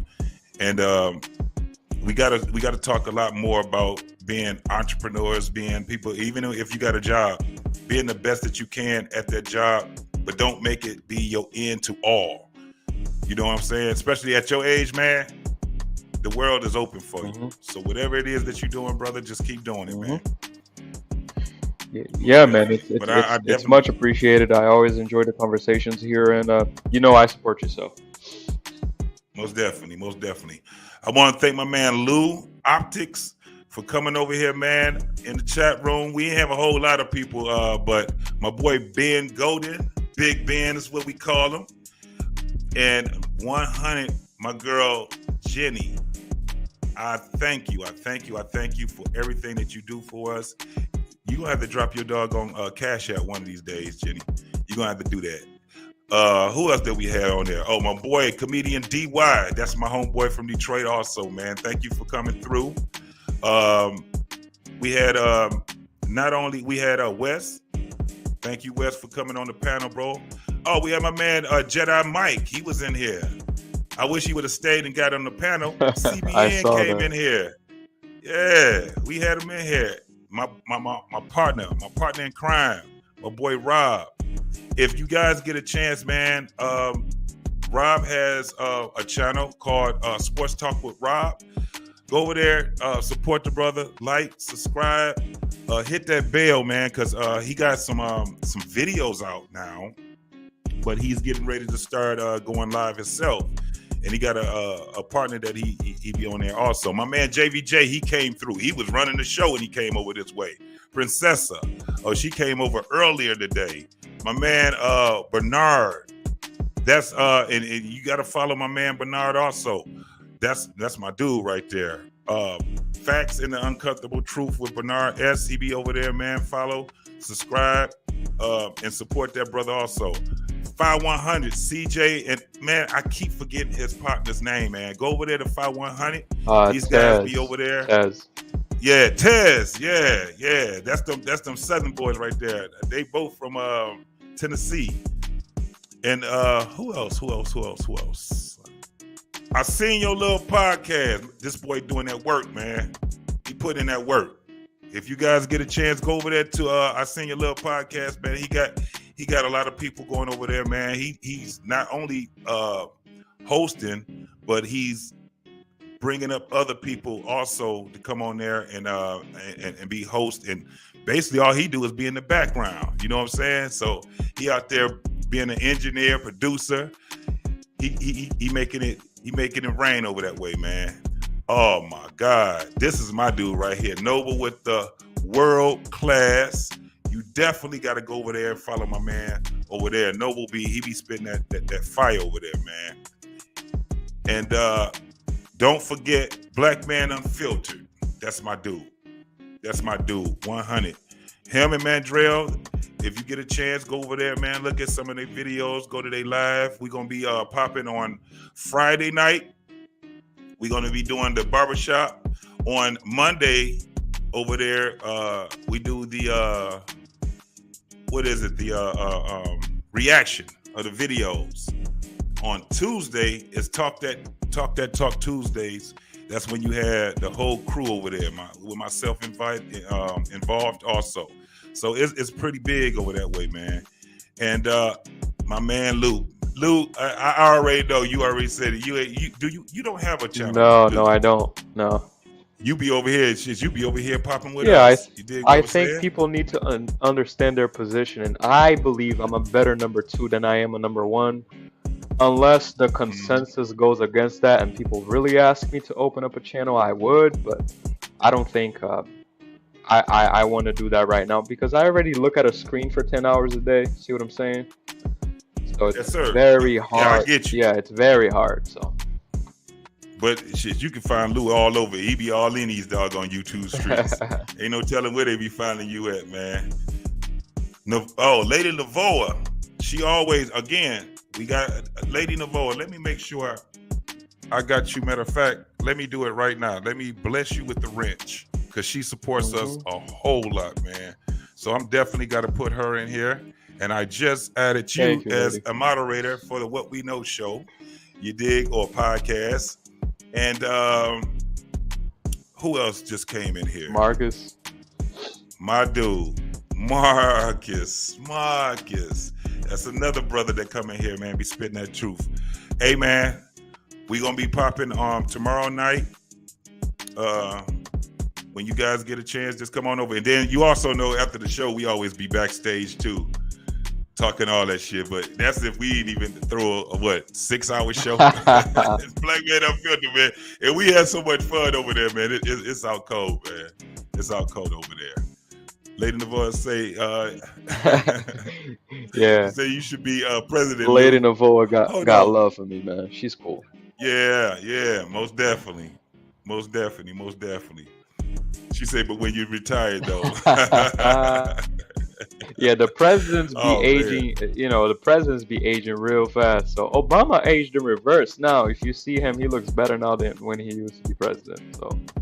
Yeah, heck yeah, absolutely. What's up, girl? My girl Sunshine. What's going on with you? Am I in here? You are in here I'm at the in end of the here. show. Yes, I'm like really upset. I didn't even know this was going on. What the hell? No, it was a pop-up show. We ain't really had too much going on. That's why you don't see too many people. Real quick, what was the recap? I need to know. Was it anything about current events going on? No, like it was about 6 hours ago. We were talking about something with another podcast that we had going on, and somebody coming for you, support and all of that stuff. Somewhat, they trying to. It is what it is. It ain't that much. It ain't that doggone serious. And then we just started talking about all kind of shit. It wasn't nothing, written or nothing like that.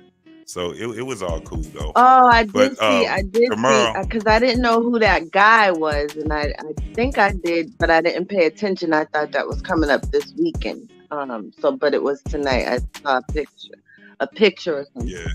I know I'm coming in late. Everybody else checked out. I'm checking in, seeming that this is what people need to do these days in order to just live. I don't like that. You know what's going on in the world today with these young people out here just dying senselessly. And that's not probably a subject, but I hope we have the opportunity to have that conversation on your platform, just in general, about how we can live and just be, no matter what it is that we're doing. I'm so sad with looking at all this, and you're as a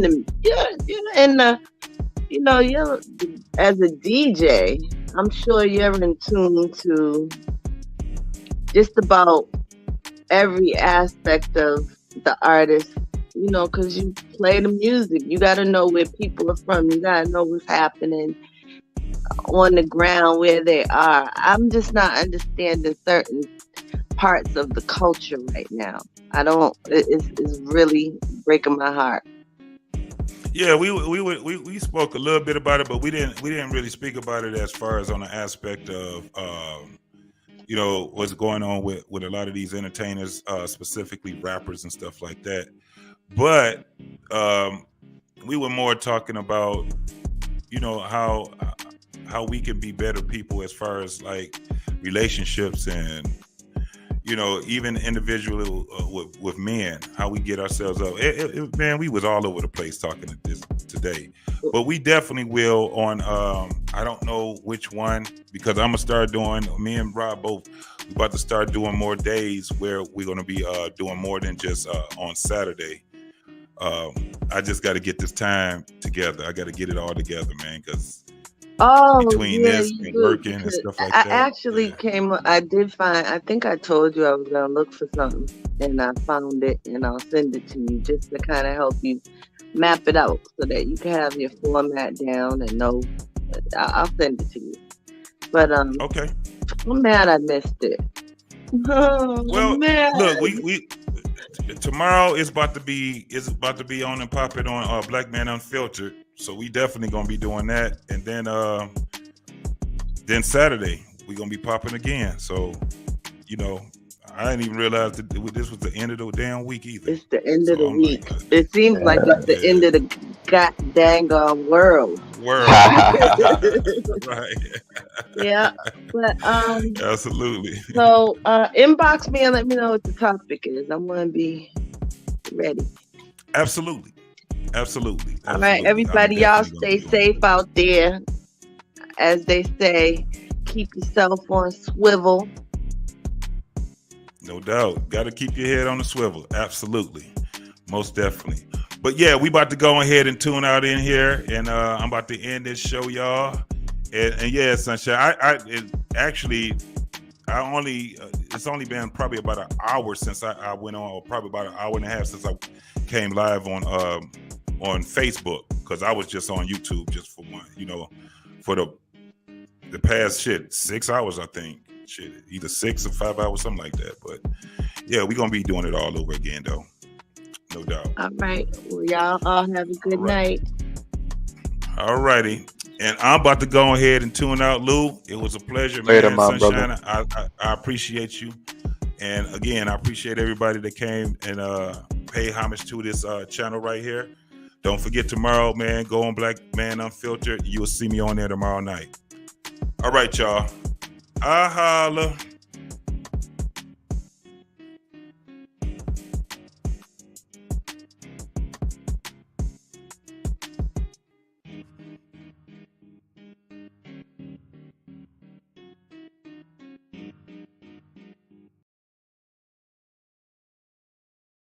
That beat come in so hard and so nasty. I stick to the block. No time for the thoughts. No time for the box. She gon' get a knock. Hey, off-white on my top. Play J Rolly watch. Supreme on my locks. 350s when I walk. I stick to the block. No time for the thoughts. No time for the box. She gon' get a knock. Hey, off-white on my top. Play J Rolly watch. Supreme on my locks. 350s when I walk. Hey, slop on my knob. Like corn on the cob. Check in with me. And do your job. I woke up with a plot. I just woke up to some top. Say my name and don't you stop. Stomach's loaded with them knots. For some change you better pop. Issue with the gang or not. Got no time to bang you out. I got no time to play around. You a big fine woman when you back that. Except these tricking on you, better clap that. The petty pimp, I'm going loco. I'm flashy like a photo. Wi-Fi rings on like a Thanos. Take your mayho when I say so. They say low, you're such an a-hole. I say yeah, I know, don't play though. Bend it over, touch your ankles. They go crazy for that bankroll. I stick to the block. No time for the thoughts. No time for the box. She gon' get a knock. Hey, off-white on my top. Play J Rolly watch. Supreme on my locks. 350s when I walk. I stick to the block. No time for the thoughts. No time for the box. She gon' get a knock. Hey, off-white on my top. Play J Rolly watch. Supreme on my locks. 350s when I walk. Now dip, baby dip. I wanna see you strip. Slide on the pole, do tricks. Shake a little air, shake a little hip. Before you dance, get a little lit. For them bands, show you thick. Don't you ass, just do it. I'm the man, but I'm lit. Get your lace front. Get your cake up. Put your face on and work it till the day comes. Make that money, don't let it make you. You got that drip, girl, you got that juice. Let them other little bitch hate you. They can't